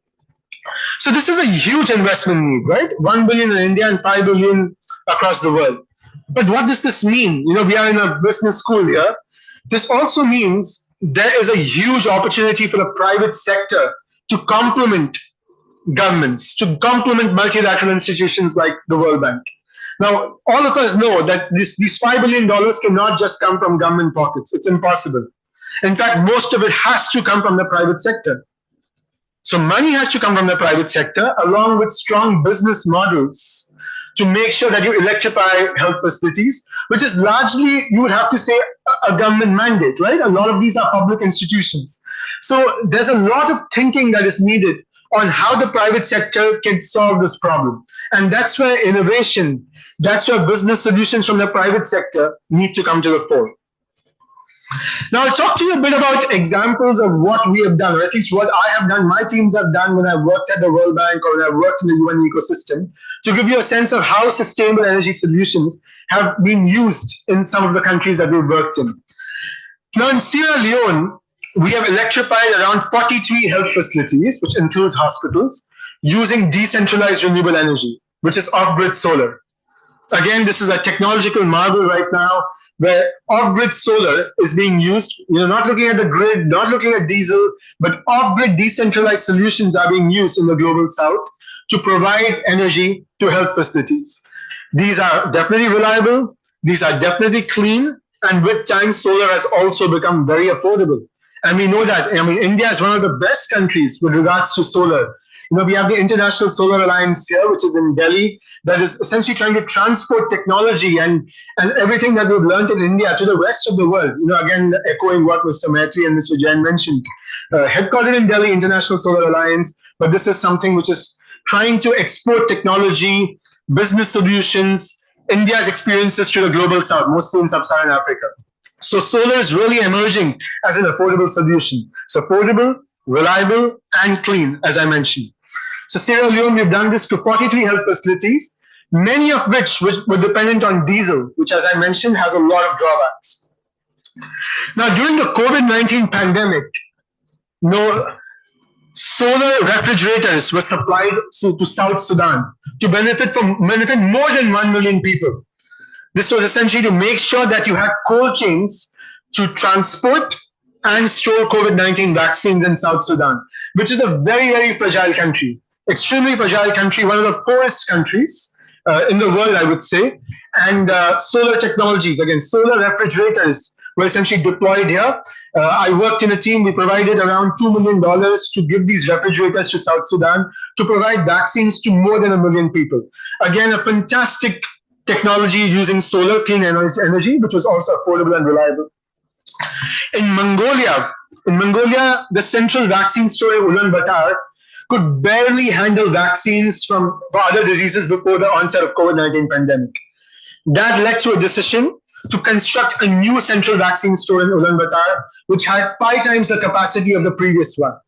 So it could not only hold COVID-19 vaccines, but also other vaccines. But this challenge was converted into an opportunity. So this huge central vaccine store was made solar ready, was energy efficient, made sure that they used refrigerants that had low global warming potential. So essentially we know that a lot of the refrigerants have many environmental impacts that are harmful. We heard about the ozone impacts, for instance, but there are other impacts as well with regards to carbon dioxide and other harmful emissions. So the trend now is to look at refrigerants that have low global warming potential. But going back to Mongolia, this challenge was kind of handled very well. They built this new central vaccine store in Ulaanbaatar and again made it solar ready, energy efficient, environmentally friendly, and it's now accommodating, as I mentioned, many vaccines, not only COVID-19 vaccines, but other vaccines that are needed. So 5 times the capacity. But again, there was thought behind how to make this happen. And was not just going to a business as usual mindset and just expanding 5 times. Instead, giving it the technological innovations and everything else that you need in the 21st century to accommodate vaccines. So again, these are some examples. I wanted to give you a flavor of how the energy sector can contribute to quality healthcare. Number 2, I spoke of education. Now, schools, very much like health centers, are also largely public institutions. Yes, there are a lot of private institutions, no doubt, but healthcare and education, by and large, has many public institutions, and these are largely government mandates, right? Now, 144 million children in sub-Saharan Africa go to a school without any electricity, so zero electricity. 144 million children in sub-Saharan Africa. And this morning, I read a report on India. It was published in the Hindu, actually, a Hindu newspaper, which is headquartered in Chennai. Of 14.7 lakh schools in India, 1.5 lakh schools have absolutely no functional electricity. So 14.7 lakh schools in India, 1.5 lakh schools have no functional electricity. Now, if this was 30 years back or 25 years back, you would say that, okay, why do you need lights in a school? Maybe just to study, right? That too when it's probably dark. But that's no longer the case. If you need laboratories, if you need physics laboratories, chemistry laboratories, biology laboratories, you need electricity. And I already mentioned, we are in an age of e-learning, which became absolutely mandatory during COVID. If you need the internet, if you need to access the internet on a computer, if you need to search for anything, you need data. You need data. Data is power today, right? You need the internet. And none of this is possible if you don't have electricity.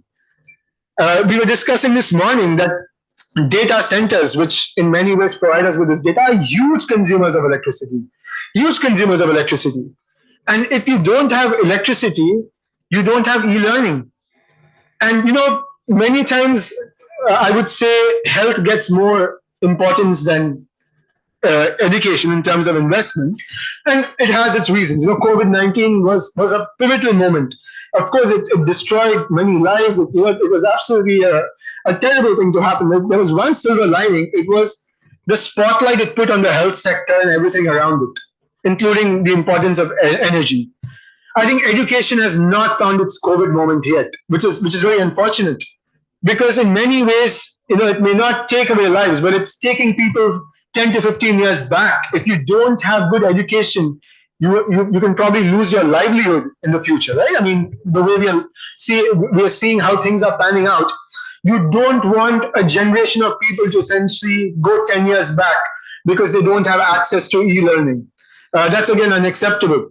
So all the rapid improvements or the rapid progress that India and the world has made in digitization, this can only sustain if you have electricity, if you have reliable electricity to make sure that digital learning is possible in our schools. So if 1.5 lakh schools have no functional electricity, how many students are we talking about? Lakhs of students that are missing out on digital learning because there's no electricity. So I think education also needs to be given the same importance as health when it comes to electricity, as well as the whole enabling environment. See, electricity is one part of the enabling environment, but there's so many building blocks that are needed to make sure that we have quality healthcare and education. We need to make sure that education is also getting its due course. The third sector that I spoke about when I started was agriculture or food security. Now, of course, we need to make sure that there are cold chains which rely on energy to consume perishable products, right? If something is produced today, whether it's dairy, whether it's meat, whether it's grains, whether it's any sort of agricultural produce, if you don't have cold chains, if you don't have refrigeration, you can't consume it beyond a day or two. But what it is equally important is for livelihoods for farmers, right? If farmers have to make revenue for the produce that they are generating, then it needs to be refrigerated. You cannot just have farmers make money by producing something that will be consumed the same day. That doesn't have longevity. You're not sustainable. Again, I go back to my 3 pillars, right? Essentially, sustainability is something which has a life. So you want to be affordable, reliable, and clean, right? So farmers, to have income generation opportunities, which has multiple ripple effects in terms of employment, in terms of jobs, you need to have access to electricity. Now, 13% of the food that is produced across the world gets wasted because there are no cold chains. 13%. That translates to around 526 million tons of food that are being lost across the world due to lack of cold chains. But I'll tell you the more interesting and probably the most pertinent fact here. This food that is wasted can actually feed around 950 million people globally. 950 million people.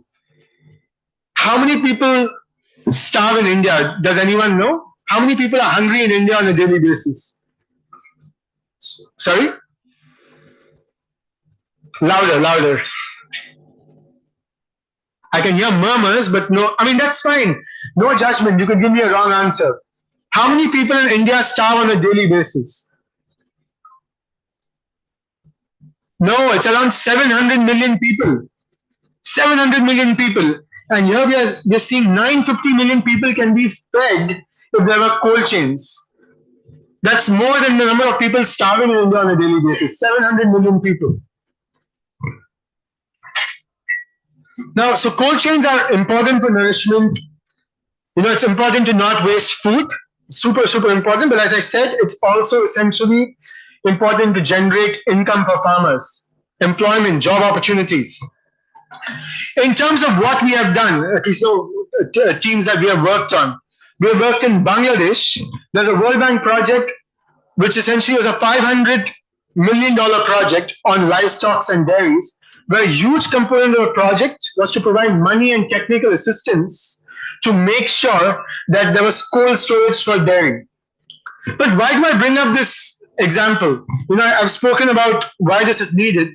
We were very surprised that when we spoke to farmers, actually not even farmers, consumers in Bangladesh, there seemed to be a taboo around consuming products after 2-3 days. Everyone wanted to consume products on the same day that it was produced, whether it is milk or whether it's meat or whether it is any sort of produce. That made us realize that yes, financing is important, technology is important, but it's also important to understand your consumers and build awareness. That is also a very, very important pillar. So when you're going to the cities, when you're going to rural areas, it's important to know who your consumers are and what their challenges are. So financing will come, technology will come, it's great, these are needed, but you also need to know who are you serving. And if there are mental blocks in the minds of your consumers, those need to be removed as well. So we started awareness programs in Bangladesh to help consumers realize in rural areas that it was not bad or a taboo to consume something after a day it was produced. That made a huge difference in then turning the wheel and making sure that this project could have consequences. So that's agriculture. I'm mindful of time, so I'm going to quickly go through the fourth pillar that I spoke about when I started with regards to how energy is connected to different sectors. This is industry. Now, so far I've spoken about electricity, which is solar and renewable energy. But we know energy is much broader. It includes fuels, right? Electricity is a part of energy, right? Now, when we talk about industry, when we talk about infrastructure, we talk about industries such as, say, steel, or we talk about ammonia, we talk about methanol. We often use fossil fuels, right? Essentially for heating, for smelting, for preparing chemicals. A lot of innovation is now occurring to see what can replace these fossil fuels, and India is at the forefront of this. We're looking at green hydrogen. Has anyone heard of green hydrogen? Have people read about green hydrogen? So this is essentially electrolyzing water using renewable energy to capture hydrogen. So that's why it's called green hydrogen, because you're electrolyzing water with renewable energy. India has made a huge splash about this. It's one of the frontier countries, I would say, working on green hydrogen and actually spreading, disseminating knowledge about green hydrogen to the rest of the global south as well as developed countries. Now, with green hydrogen, India has actually launched a national green hydrogen mission with an investment of around 20,000 crores and a goal of producing around 5 million metric tons per annum. Where can this be used? This can be used in industry, as I mentioned. It can be used in transportation, production of chemicals and fertilizers, heating. Now, coming back to sustainability, right? ARC. Yes, green hydrogen would be reliable, it would be clean, affordable. That is a bit of a question mark right now, just because it's a nascent technology. And countries like India are making very grand efforts to make sure that it's made affordable. Now, from what I know, I'm not an expert on green hydrogen, but from what I know, if you produce green hydrogen locally, close to the industry where it's serving, then the economics are decently good, so that you don't have to worry too much about transporting green hydrogen. But if you're looking at green hydrogen in transportation, or other avenues where there is transportation of a fuel involved, then economics are not yet where you want them to be. But this will change, just as with any innovation, including solar, wind, the way it was 20 years back. Green hydrogen has a lot of potential, essentially, to be a sustainable fuel for the future, with India taking the lead, not only in our country, but in the world. So that is something I wanted to share with regards to green hydrogen. I'll end, but I again wanted to focus on the key themes of what I mentioned when I speak about sustainability and when I speak about energy. Sustainability, I again want to think, I want you to think of the arc. As business professionals, as researchers, when you look at solutions, look at clean solutions, but look at affordable, reliable, and clean solutions. That is something I want you to take forward when you're designing business solutions, when you're designing business models. Think of that arc. And then if you work in the energy sector, or really any sector, always think of how that sector is linked to other sectors and other goals. Don't think of it in isolation, because ultimately you're thinking of the end use sector and people and planet and the end use sector. So just as I mentioned, energy is not to be viewed in isolation. It's a means to a goal. So think of the people you are serving, think of the customers you're serving, think of the end use sectors, health, education, agriculture, industry, jobs. I think if you have that sort of mindset, your solutions will not only be sustainable, but they will be practical. And that is very, very important. So I'll stop there, and I'm happy to take a few questions. Thank you.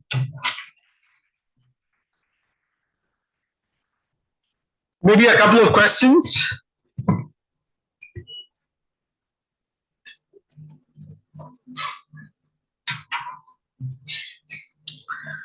It's the new year. We need to start with some energy. I would imagine that you're not looking at shy students here. Or maybe a question for anyone else who spoke today in the morning.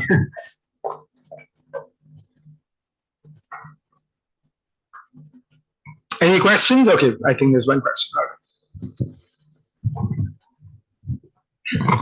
I had the opportunity of interviewing Tata Steel head of Minerals Division, Mr. Satija, a few days ago in a show.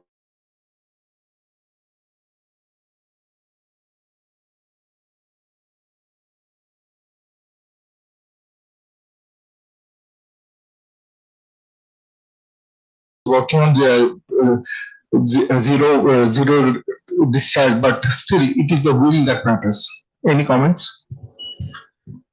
No, I think will is of course important, but I think someone mentioned this morning that on the PPP, 4Ps that you mentioned, purpose, which is will, thinking about people, thinking about the planet, will generate profits. Because I'll tell you why.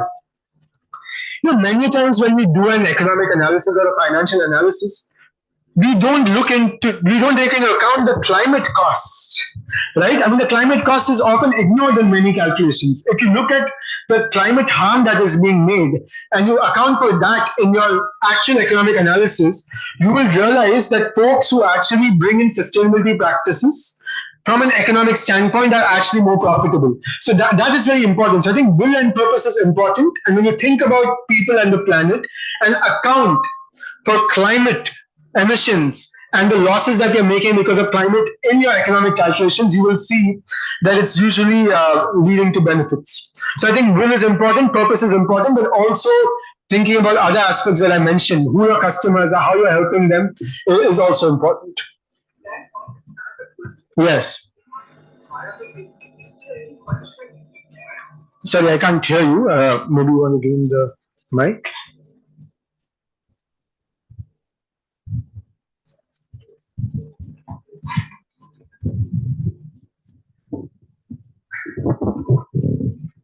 Yeah. If I violate any law do pollute the environment, is there any punishment in India for all that reporting in of ESG in Bombay Stock Exchange? I don't think there's any punishment. There's no implementation. So this is something I'm not in a position to answer. I don't know if there's anyone in the room who can answer that question regarding ESG fines and penalties in India. There is the PRSR thing which is getting mandatory for companies of a certain size. Yes. So now it is a matter of time. I would, expect it to be a matter of time before this actually catches on, and it will be a cascading effect. So we're looking at 1,000 companies now for the BRSR reporting, and it will be a matter of time. It will take some time. So is it expected? Yes. Do we see it right now happening? No. Yeah, no, I agree with that. I think India, for its on its own, has actually made some very ambitious commitments for clean energy. When you were at COP29 in Azerbaijan or the previous COPs, India has actually has really punched above its weight, I would say. As someone mentioned, the Western countries often talk about sustainability, but they don't necessarily provide too much financing. India is actually using its own financing for the most part to be sustainable. So I think India has to be given a lot of credit. It's not just engaged in loose talk, but has actually delivered with action in promoting sustainability. So I feel sometimes you start from there and then this takes some time to percolate. So I totally agree with you, Professor. I feel if it has started, it's good. And I only see this going the right way because there's commitment from the top. With Dr. Nan.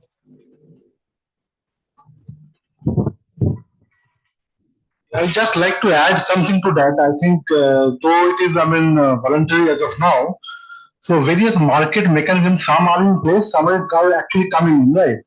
So for example, the national carbon markets, right? Where I'm talking about that. And secondly, other mechanisms which are in place, the perform, achieve, trader, and etc. are in place, right? So there's an economic incentive also, right? Not to violate, right? So I think that is also becoming very, very important in India. Maybe we have time for another question. Go ahead. Yeah. Very interesting talk so far, sir. Very insightful. There was a lot of learning. So you gave a very interesting example of Bangladesh. When you're working on a project in Bangladesh, how the belief systems were against you and the kind of work you wanted to do. So do you have any such insights from India? Have you worked on Indian projects? What are some of the very unique challenges to our country when it comes to sustainability? Yeah. No, thank you. A lot of my experience has been in Sub-Saharan Africa and South Asia, including India. I think with India, one thing, and I have to share this, and this is where the ARC thing comes, right? Affordable, reliable, and clean energy. We focus a lot on clean energy, but not on reliable energy. And I think that has been a big learning for me. When we talk to people, when we talk to, even people in the government, I feel there's not enough there's a lot of glory in saying, okay, we've electrified a lot of households, a lot of health institutions and schools. But I don't think there's much focus on how reliable and sustainable that is. And this is not only an Indian issue, it's also true in many other countries. It's very easy and glamorous to cut the red ribbon and say that you've electrified something. But it is incredibly difficult to operate and maintain those systems and provide service. And again, not just our country, it is across the world. But I've seen this here, I've seen in many other places where people take credit for establishing something, but no one is paying much attention on how that is being sustained.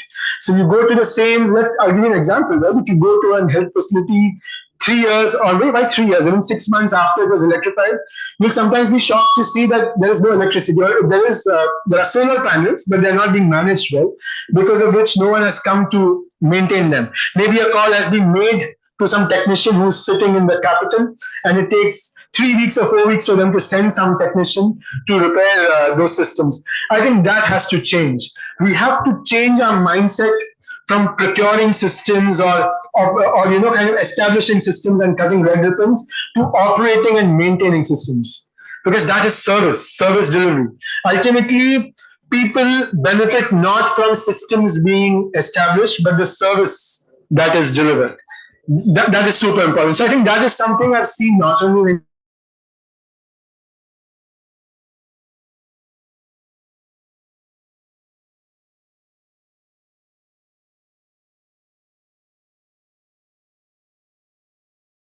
establishing something. That is easy to do.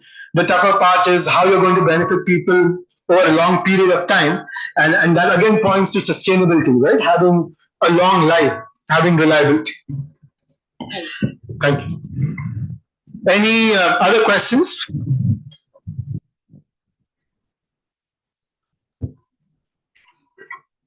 All right.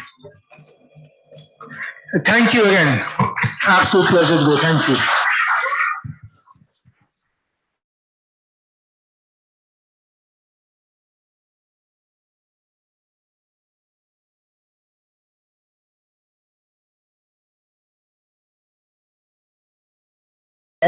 As well as your impactful work for SE for All and the World Bank have been truly inspiring. Your vision for deploying clean energy solutions and fostering sustainable practices resonates deeply with the goals of this conference. The strategies and the innovative approaches you've shared today will undoubtedly guide us towards a resilient, equitable, and sustainable future. We're immensely grateful for your time and expertise today. Let's give Mr. Srinivasan a huge round of applause for his invaluable contribution. May I now request Dr. Shweta Sinha to kindly present a memento to Mr. Srinivasan as a token of our gratitude.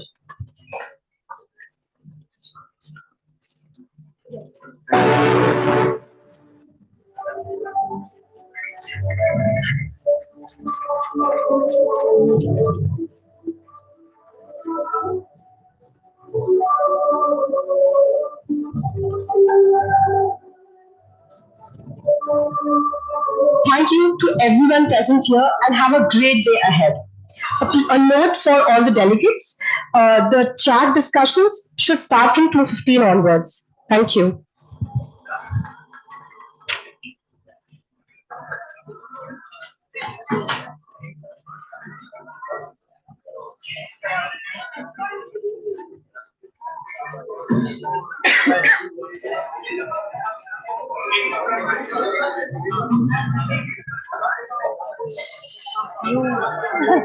Thank you.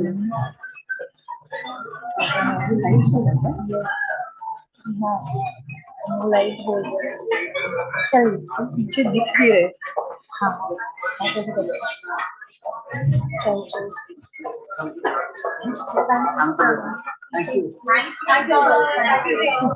Aste, aste. हम दोनों ने एक ही चीज